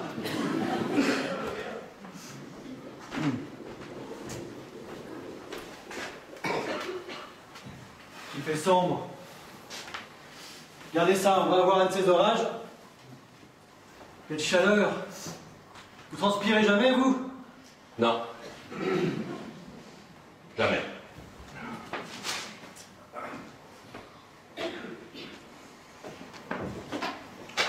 Dites, vous croyez pas qu'on devrait revoter? Et roulez jeunesse, et après ça, apéro, amuse-gueule et musique dansante. Monsieur le Président! Moi, je veux bien. Pas d'objection. Moi, je dis qu'il faut voter ouvert. À voix haute. Comme ça, on sait exactement qui pense quoi. Ça me paraît bien. Pas d'objection? Non. Bon. Au dernier vote, on en était à coupable par 8 voix contre 4. Alors, je vais vous appeler un à un par vos numéros de jurés. Moi, je vote coupable. Numéro 2. Non coupable. Numéro 3. Coupable. Numéro 4. Coupable. Numéro 5. Non coupable. Numéro 6. Non coupable. Numéro 7. Coupable. Numéro 8. Non coupable. Numéro 9. Non coupable. Numéro 10. Coupable! Numéro 11. Non coupable. Numéro 12. Coupable.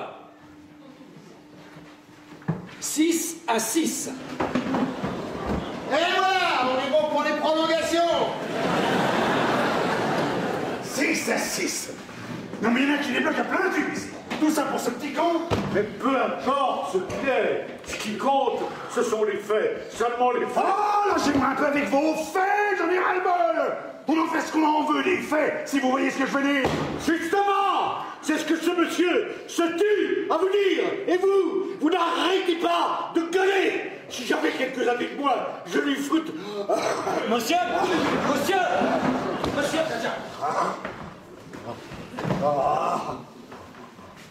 Buvez, buvez, buvez, tout ça. Buvez, buvez de l'eau.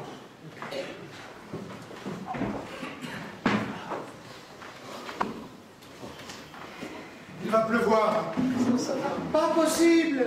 T'as trouvé ça tout seul? Mais il y en a là-dedans. Pourquoi vous avez retourné votre veste, vous? C'est qu'il m'a semblé... Mais vous avez des yeux pour voir, non? Oui.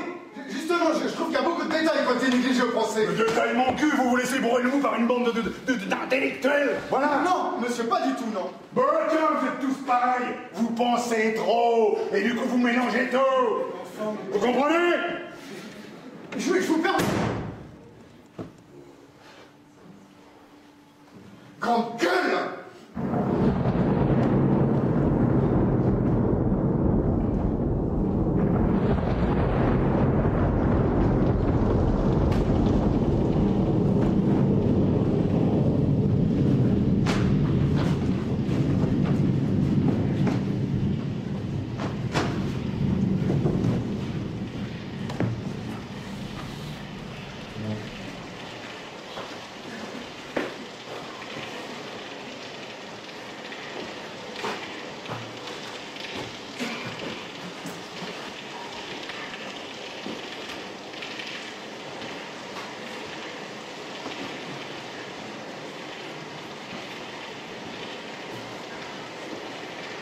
Quel déluge!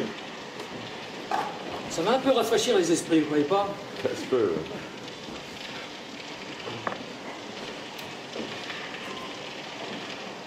Qu'est-ce qui tombe? Ça me rappelle l'orage qu'on a eu en novembre au beau milieu d'un match. Les autres menaient 7-6, mais nous, on était bien groupés et on fonce dans le tas. On j'oublierai jamais ça. On avait un ailier, Slattery, il s'appelait, un boulet de canon, ce gars-là. Ah, j'aimerais bien trouver d'autres comme lui. Hein. Je vous l'ai pas dit, je suis prof de gym. Je m'occupe de l'équipe de foot du lycée Roosevelt. Donc, mes petits gars, ils avançaient bien. Et les autres, ils savaient plus donner de la tête avec le Slattery. Et quand tout d'un coup, l'orage éclate. Une pluie, on ne voyait plus au travers. Bon, en 2 minutes, on était dans la bouche jusqu'aux fesses. On est obligé d'arrêter là. Ah, je vous jure, j'en pleurais presque. Président, on pourrait pas nous brancher le ventilo, là?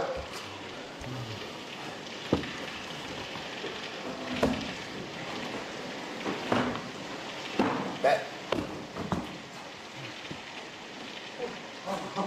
Oh, alors là, chapeau! Ah, ça doit marcher avec la lumière!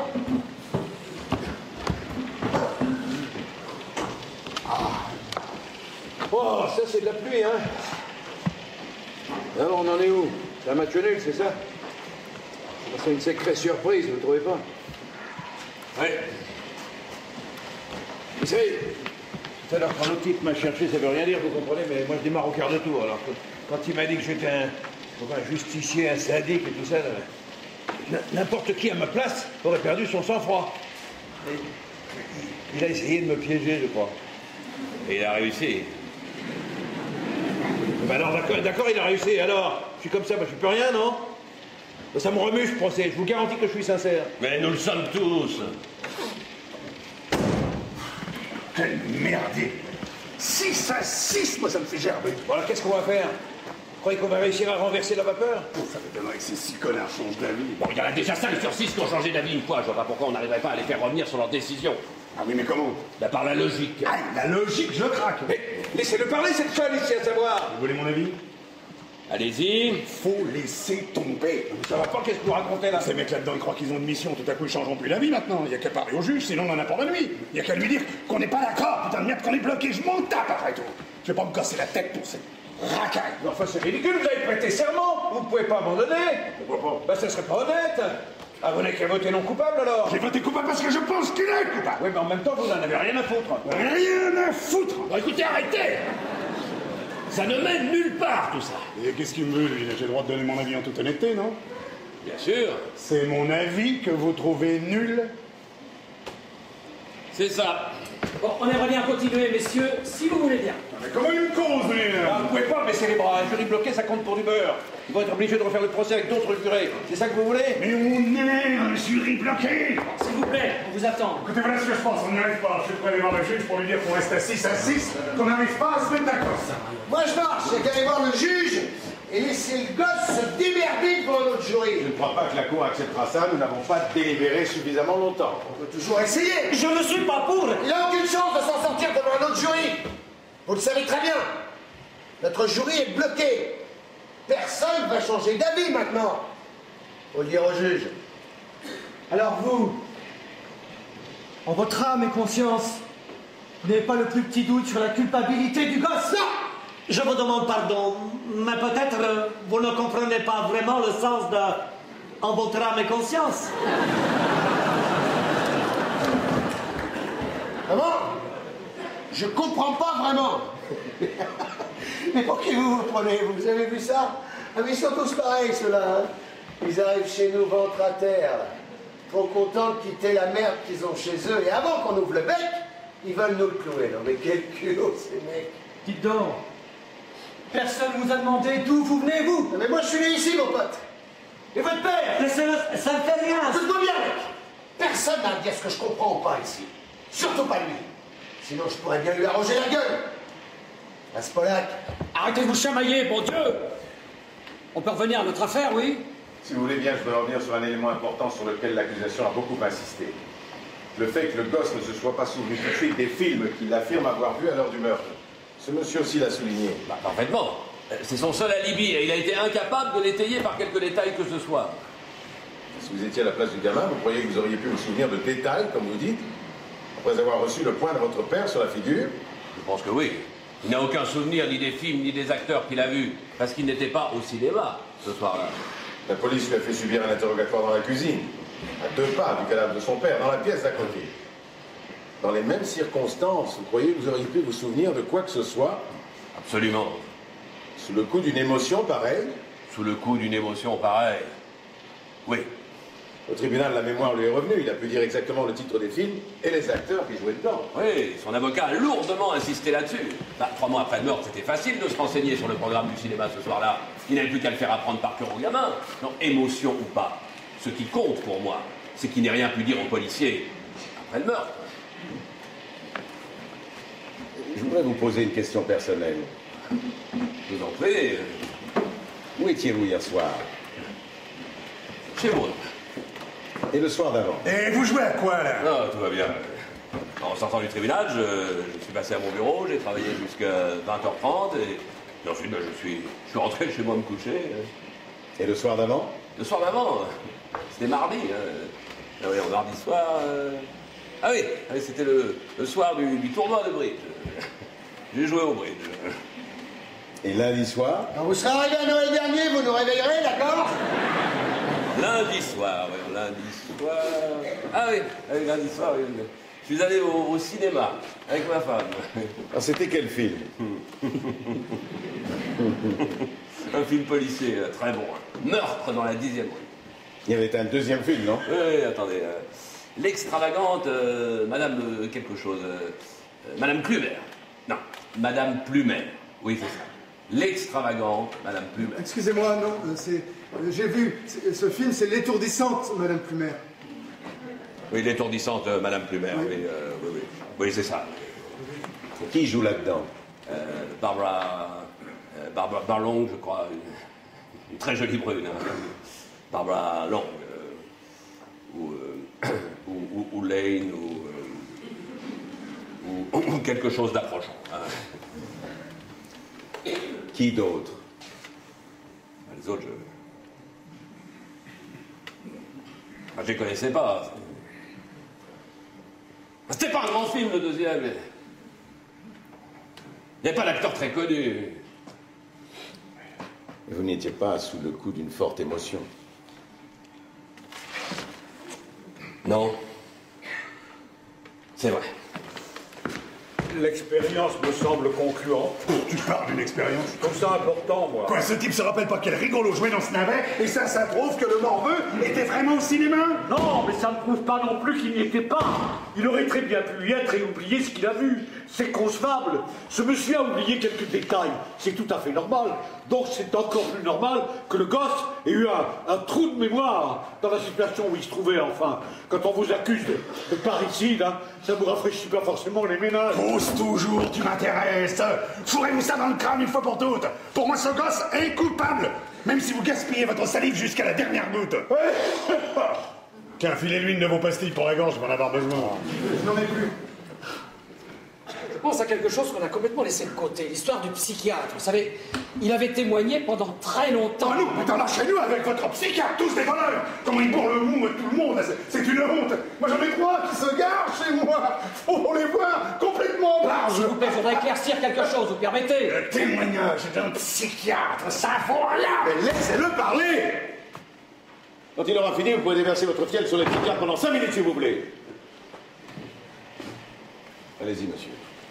Ce que je voulais dire, c'est que le psychiatre a affirmé qu'au cours des tests, le gosse avait montré des tendances au meurtre caractérisées. Donc il était parfaitement capable d'en commettre un. Vous savez, il nous avait décrit ces tests, l'histoire de l'encre, puis d'autres encore. Enfin, il a dit que le gosse était du genre tueur. Je me trompe pas. Non, c'est bien ça, il a parlé de tendance paranoïaque, je crois. Voilà, c'est ce qu'il a dit. Donc il s'agit bien d'un gosse qui a toujours eu des idées de meurtre dans la tête. Oui, enfin, dans son subconscient. Ah oui. Dans son subconscient.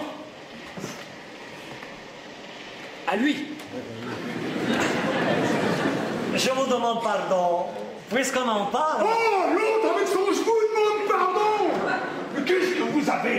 poli comme ça? Je suis poli pour les mêmes raisons que vous ne l'êtes pas. J'ai été élevé comme ça.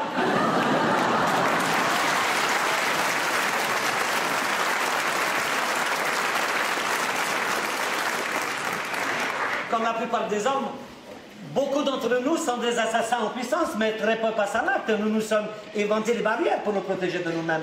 Ce n'est pas parce que des tests psychiatriques vont démontrer qu'une personne a des instincts meurtriers qu'elle va forcément tuer quelqu'un un jour.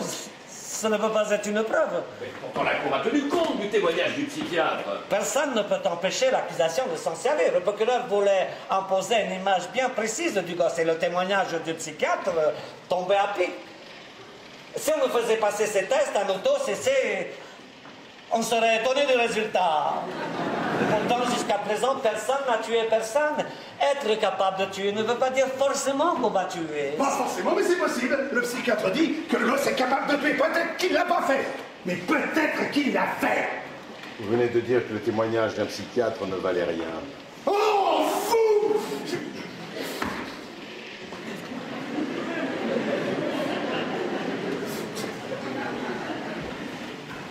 Bon, quelle heure il est?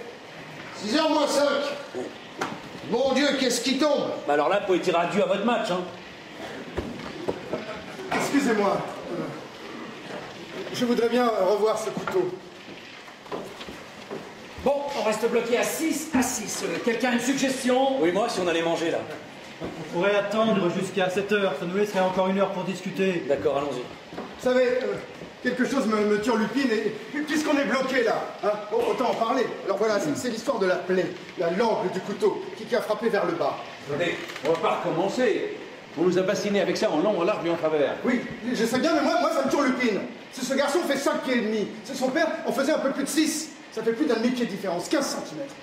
Mais moi je trouve que ça doit pas être facile de poignarder quelqu'un de haut vers le bas quand on est plus petit que lui d'un demi-pied. Bon, allez, donnez-moi ça, puisqu'il faut vous le montrer encore. Donnez-moi ça. Voilà. Il n'y en a pas un qui veut me servir de cobaye ici? Je veux bien, moi. Oh, très bien. Alors regardez bien, je ne le ferai pas 2 fois, n'est-ce pas? Je dois faire un demi-pied de moins que vous, c'est ça? Plus ou moins, oui. Parfait. Alors, allons-y. Je trouve pas ça drôle, hein? Ça va pas à vous! Quoi, les podcasts, tout va bien? Tout va bien. Le voilà, votre angle d'attaque. De haut en bas et pile dans le cœur. C'est comme ça que je m'y prendrais si je devais poignarder quelqu'un qui est plus grand que moi d'un demi-pied. Et c'est ce que le gosse a fait. Voilà, maintenant, messieurs, prouvez-moi que ce n'est pas vrai.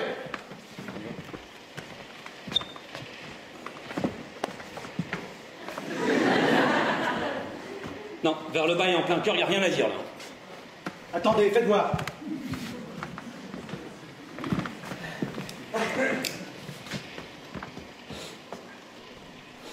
Je déteste ces trucs-là. J'en ai trop vu quand j'étais môme. Vous avez vu comment on s'en sert dans les bagarres? Trop souvent. Devant notre porte. Dans la cour derrière, dans le terrain d'en face. Dans ce quartier, personne ne sortait sans son couteau. C'est drôle, j'y pensais plus. Je veux dire que c'est pas des bons souvenirs. Ce genre de couteau, on ne s'en sert pas en tenant le manche comme ça. C'est pas logique pour faire sortir la lame. On le tient posé sur la paume, comme ça, la lame vers le haut. Ça veut dire que pour frapper vers le bas, il aurait fallu qu'il change de prise, le gosse. On frappe comment alors? Par en dessous, comme ça, de bas en haut.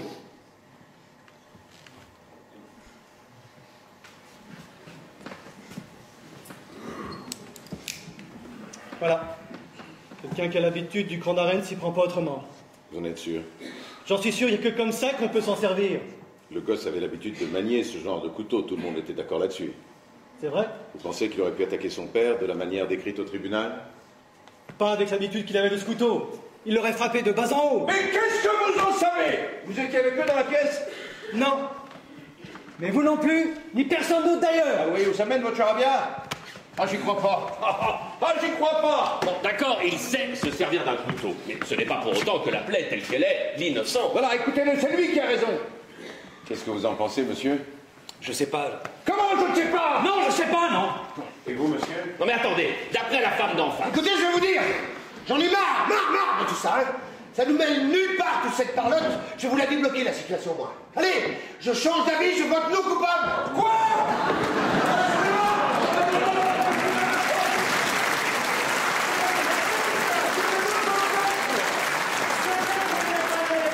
Il a raison. Mais quel genre d'homme êtes-vous? D'abord, vous votez coupable avec la majorité parce que vous êtes pressé de partir au match. Et maintenant, vous votez non coupable simplement parce que vous en avez assez d'être ici. Alors écoute-toi. Vous n'avez pas le droit de jouer comme ça avec la vie d'un homme. C'est terrible. C'est laid d'agir de cette façon. Vous vous fichez de tout alors. Tu veux la fermer, toi, oui? Non. Pas tout de suite. Si vous voulez voter non coupable, faites-le parce que vous n'êtes plus convaincu que le garçon est coupable, pas parce que vous en avez marre. Et si vous êtes sûr qu'il est coupable, alors votez coupable. Ou peut-être vous n'avez pas le courage de vos opinions. Non. Coupable ou non coupable? Je l'ai dit, hein, non coupable. Pourquoi? Va te faire foutre. Je suis pas obligé de... Si vous êtes obligé, dites-le. Pourquoi?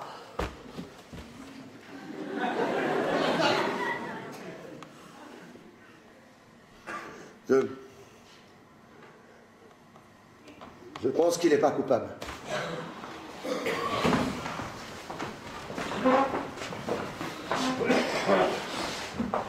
Président, je demande un nouveau vote. D'accord, on réclame un nouveau vote. Je crois que le plus vite fait est de voter à main levée. Pas d'objection? S'il vous plaît. Que tous ceux qui votent non coupables lèvent la main. 1, 2, 3, 4, 5, 6, 7, 8, 9.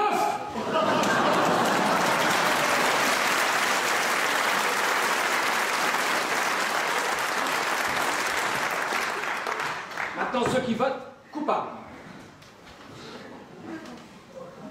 Non coupables, 9 à 3. Je comprends rien à ce que vous faites, moi. Tous ces petits chipotages que vous nous ramenez sur le tapis, ça veut rien dire. Comment vous pouvez croire toutes ces salades? Vous êtes un homme intelligent, vous n'allez pas dire le contraire, hein. Vous connaissez la vie. Alors putain de merde, regardez un peu où on en est. Vous connaissez ces mecs. Ce type-là, je sais pas ce qu'il cherche, lui, hein. Tout ce baratin sur les psychiatres. C'est lui qui vous envoie un... Oui. Écoutez, il faut s'occuper que des faits. Ces gens-là, c'est des menteurs nés. C'est comme ça qu'ils sont. Et personne d'intelligent ne fera croire autre chose. Ils savent même pas ce que c'est, la vérité.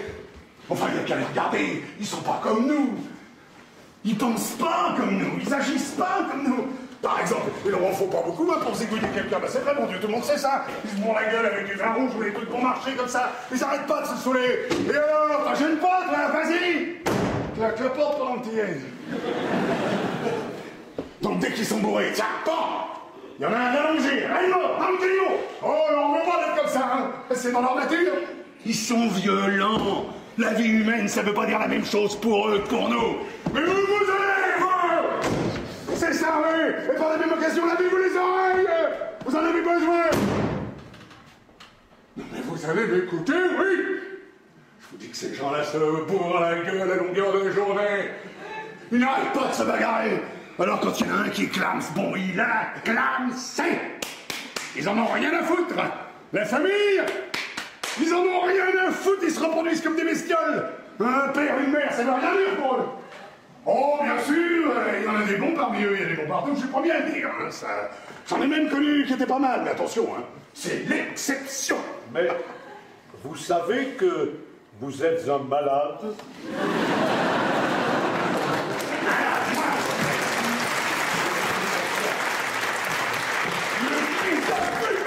Tu te rends compte qu'il est pour parler comme ça? Malade, moi! Mais regarde-toi, vieux con, tu tiens à peine debout. J'ai des choses à dire. Et tu vas les écouter, c'est moi qui te le dis. Il va falloir vous calmer. Je ne veux pas me calmer!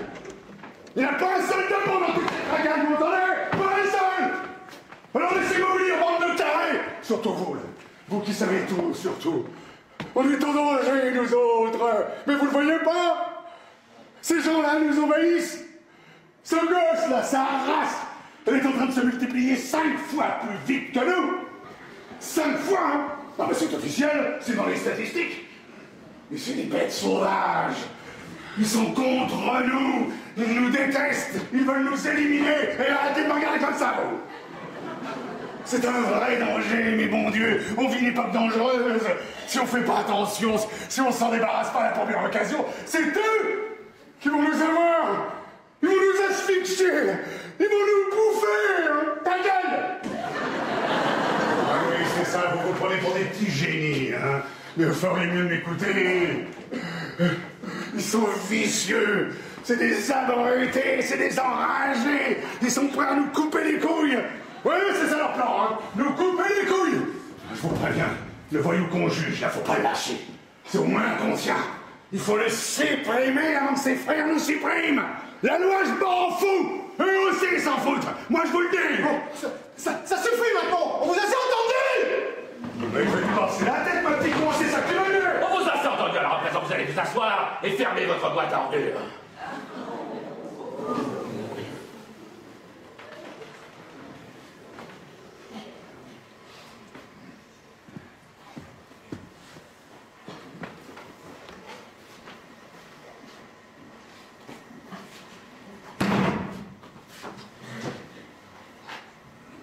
C'est dur de faire abstraction des préjugés personnels, nous en avons tous. Et quelle que soit leur cause plus ou moins avouable, ils masquent toujours la vérité. Mais dans cette affaire, ça n'a pas d'importance parce que personne ici ne connaît la vérité. Ni vous, ni moi. 9 d'entre nous penchent maintenant pour l'innocence de ce garçon, mais nous jonglons avec les hypothèses. Peut-être que nous nous trompons. Peut-être que nous allons rendre la liberté à un criminel. Qui peut vraiment savoir? Mais il se trouve qu'en notre âme et conscience, nous conservons un doute sur sa culpabilité. Et pour le condamner, un jury doit être sûr à 100%. C'est un garde-fou d'une valeur capitale de notre système judiciaire. Alors nous, tous les 9, nous avons du mal à comprendre que vous trois, vous restiez si sûrs de vous. Vous pouvez peut-être nous expliquer vos raisons. Je veux bien essayer. Vous avez brillamment évoqué quelques invraisemblances. Par exemple, à propos de l'identification de la plaie, la démonstration sur la pratique précise du couteau était très convaincante. Mais ça ne m'empêche pas de croire encore que le gosse est coupable. Pour 2 raisons. Premièrement, la femme d'en face a assisté au meurtre. Mais bien entendu, pour moi, c'est le témoignage le plus important du procès. Deuxièmement, elle a décrit le geste du garçon qui a levé le bras au-dessus de sa tête et qui a plongé le couteau dans la poitrine de son père. Donc elle l'a vu utiliser son arme, bon, d'une façon peut-être pas très orthodoxe, mais elle l'a vu. Mais voilà, c'est ça, exactement. Bon alors, parlons un peu de cette femme. Elle dit qu'elle s'est couchée ce soir-là vers 23h. Son lit est placé tout près de la fenêtre. Elle peut donc voir sans effort la chambre du gosse en face. Elle s'est tournée et retournée dans son lit sans trouver de sommeil pendant plus d'1 heure. Et finalement, à minuit 10, elle se tourne du côté de la fenêtre. Et là, à travers les vitres du métro qui passe, elle voit le crime se dérouler en face. Bon, elle dit que la lumière s'est éteinte tout de suite après, mais qu'elle a bien vu le gosse poignarder son père. Enfin, il n'y a rien à dire. C'est un témoignage irréfutable. Mais comment il n'y a rien d'autre à dire? Qu'est-ce que vous en pensez?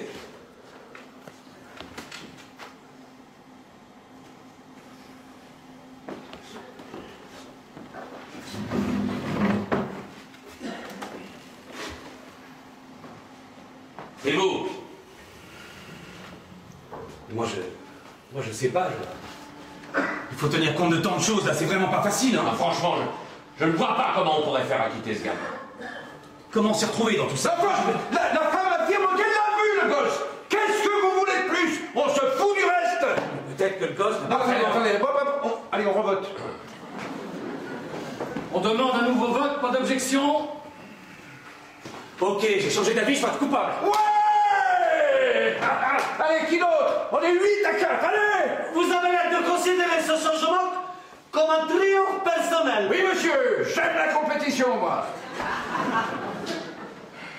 Bon, allez. Voilà ce que je pense. Il est clair qu'on n'arrivera pas à se mettre d'accord ici, alors faut le dire au juge. Vous ne vouliez pas de ça tout à l'heure. J'ai changé d'avis. Je comprends pas, vous disiez que c'était immoral. Eh bien, je ne trouve pas, finalement. Il y a des gens qui sont tellement têtus ici que dans une semaine, on y sera encore. Ce jury restera bloqué. Qui peut dire le contraire? Alors vous, le chef des cœurs qui saignent, là, qu'est-ce que vous avez à dire? Reprenons au début. Ah non, attendez, on est déjà repris, et pas qu'une fois. Monsieur Tourneveste a déjà fait l'aller-retour. Mais de quel droit vous parlez comme ça? Oh là là, pardon. Allez, hop, finissons-en. Bon, bah alors on pourrait décider d'un temps limite, hein. Quelle heure est-il 6h15. Bon, 18h15. Bon, je sais pas, quelqu'un a mentionné 7h tout à l'heure. On pourrait donc décider que si à 19h on en est toujours au même point, on pourra considérer que nous sommes définitivement bloqués pour de bon. Vous ne vous sentez pas bien? Si, je vais très bien, merci. Hein, je disais donc, si à 19h. Je vous demandais ça parce que quand je vous ai vu vous frotter le nez, là, à l'instant, excusez-moi de vous avoir interrompu, hein, mais ça m'a rappelé quelque chose. Bon, écoutez, j'aimerais bien terminer ce que je disais, hein, si vous n'y voyez pas l'inconvénient. Hein. Écoutez, je crois que c'est important. D'accord. Alors, excusez-moi de vous demander ça, mais pourquoi vous frottez-vous le nez comme ça? Oh non, mais je rêve. Monsieur, je parle, vous voulez bien me répondre? Je ne vois pas en quoi ça vous regarde, mais je me frotte le nez parce qu'il me dément. Alors, encore pardon, mais c'est bien à cause de vos lunettes. Eh oui, c'est ça, oui. Bon. Et on peut passer à autre chose. Vos lunettes vous laissent des marques très profondes sur le nez, je ne l'avais pas bien remarqué. Là et là. Ça doit être désagréable. Bah oui, en effet, oui. Je voulais savoir parce que moi, je n'ai jamais eu besoin de lunettes. Même maintenant. Eh oh, on n'est pas chez l'oculiste, hein? La femme qui dit qu'elle a vu le meurtre a les mêmes marques sur le nez. Attendez, j'ai bientôt fini. Je ne sais pas si quelqu'un d'autre ici l'a remarqué. Moi, sur le moment, ça ne m'avait pas frappé. Et là, ça m'est revenu. Elle avait deux marques comme ça, très profondes sur le nez. Et elle n'arrêtait pas de les frotter au tribunal. Il a raison, je m'en souviens. Elle le faisait tout le temps. C'est une femme de 45 ans, à peu près. Mais elle essayait désespérément d'en faire 10 de moins. Hein. Très maquillée, les cheveux teints. Elle avait une robe neuve qui faisait trop jeune pour elle. Et elle ne portait pas ses lunettes. Vous la revoyez? Mais comment elle ne portait pas ses lunettes? Qu'est-ce que vous en savez si elle a besoin de lunettes? Si c'est seulement parce qu'elle se frottait le nez? C'est vrai qu'elle avait ces marques! Et alors, qu'est-ce que ça veut dire, vous croyez? Attendez, moi aussi je les ai vues, ces marques. C'est moi qui étais assis le plus près des témoins. Elle avait deux marques très profondes, là et là. Comment ça s'appelle? Mais d'accord, et après? Elle avait ces marques. D'accord, elle avait les cheveux teints et des marques sur le nez. Et alors? Qu'est-ce que ça peut faire? Il y a que des lunettes qui peuvent faire ces marques, non? Bah, bien sûr, quoi d'autre? Mais de quoi vous parlez? Moi, j'ai pas vu ces marques. Moi, je les ai vues. C'est curieux, je les avais pas remarquées. Ah bon? Et l'avocat du gosse, pourquoi il n'en a pas parlé?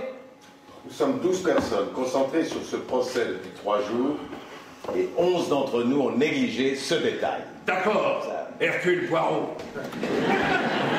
Et qu'est-ce que vous faites du procureur? Vous croyez qu'il aurait pris le risque de faire témoigner une bigleuse? Beaucoup de femmes évitent de porter leurs lunettes en public, elles trouvent que ça les enlaidit. Bah, c'est comme ma femme, hein.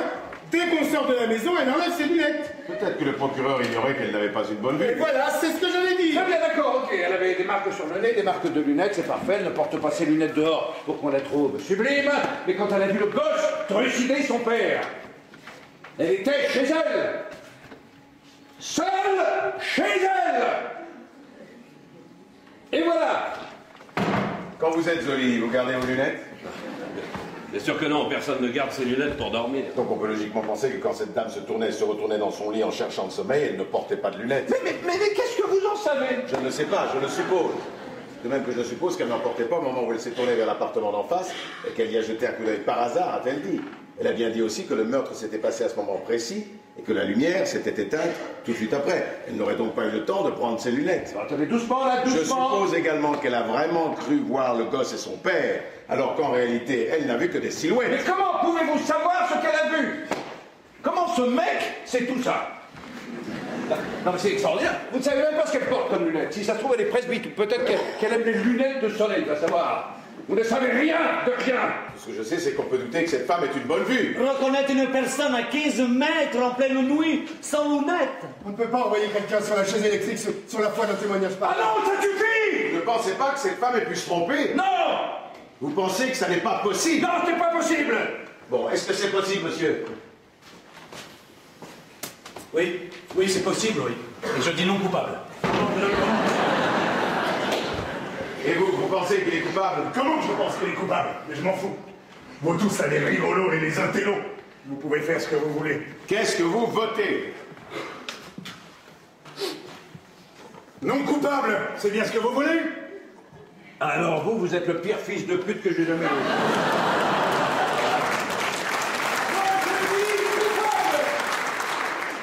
Est-ce que quelqu'un d'autre pense qu'il est coupable? Non. Vous m'avez convaincu. Oh merde, qu'est-ce qui vous arrive? Mais maintenant j'ai un doute. 11 à 1. Mais toutes les autres preuves, qu'est-ce que vous en faites? Le couteau et le reste? Ah mais, tout à l'heure, là, vous avez dit, on se fout du reste.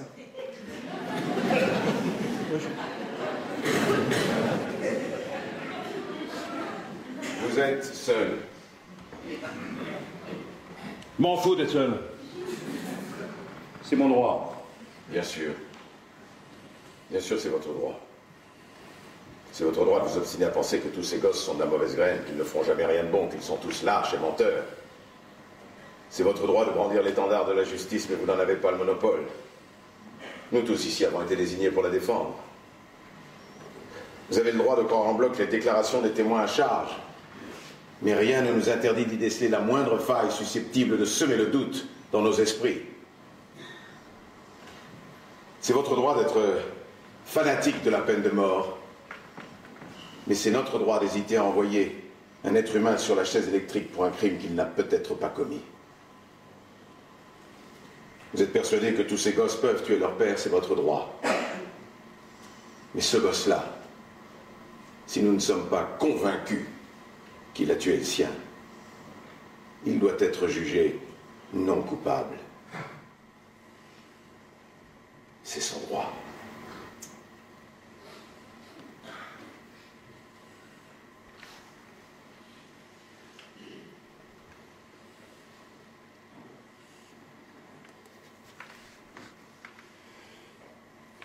Et moi je dis coupable, c'est tout.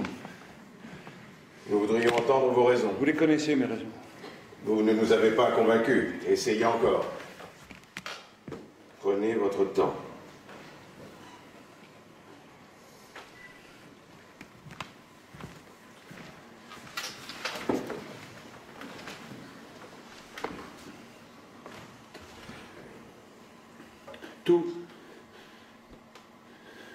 Tout ce qu'on a entendu au tribunal, absolument tout, prouve qu'il est coupable.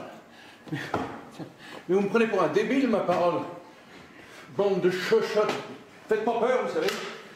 J'ai le droit d'avoir mon opinion. C'est mon droit! Moi, je peux rester là un an s'il le faut. Ça ne me dérange pas. Alors, qui veut dire quelque chose? Enfin, mon Dieu, le vieux, il vit là, il a tout entendu. Et le couteau, c'est pas parce que ce mec en a trouvé un pareil. Le vieux, il l'a vu, le gosse, dans l'escalier. Il a vu que ça lui a pris 15 secondes ou 42. Qu'est-ce qu'on en a à foutre de tous ces détails? Attendez, il aurait perdu son couteau de sa poche, mais puis quoi encore? Moi, je dis que vous ne pouvez pas prouver qu'il n'est pas arrivé à la porte. Attends, le vieux, vous pouvez traîner la jambe, là, nous faire tout votre cirque. Ça n'est pas une preuve. Moi, je dis que tout a été déformé et transformé ici. Et alors?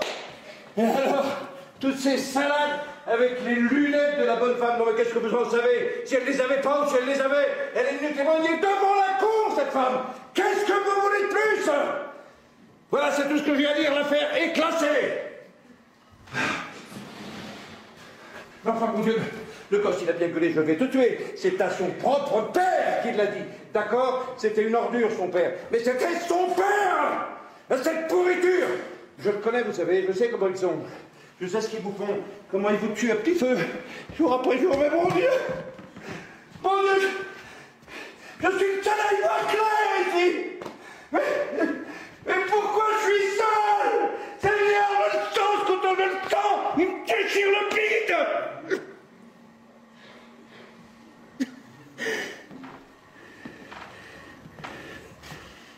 Il ne s'agit pas de votre fils. C'est un autre garçon.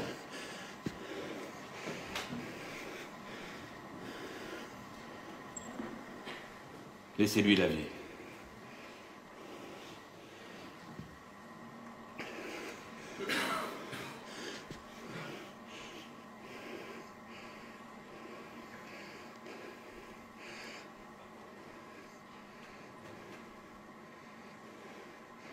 D'accord. D'accord. Non coupable.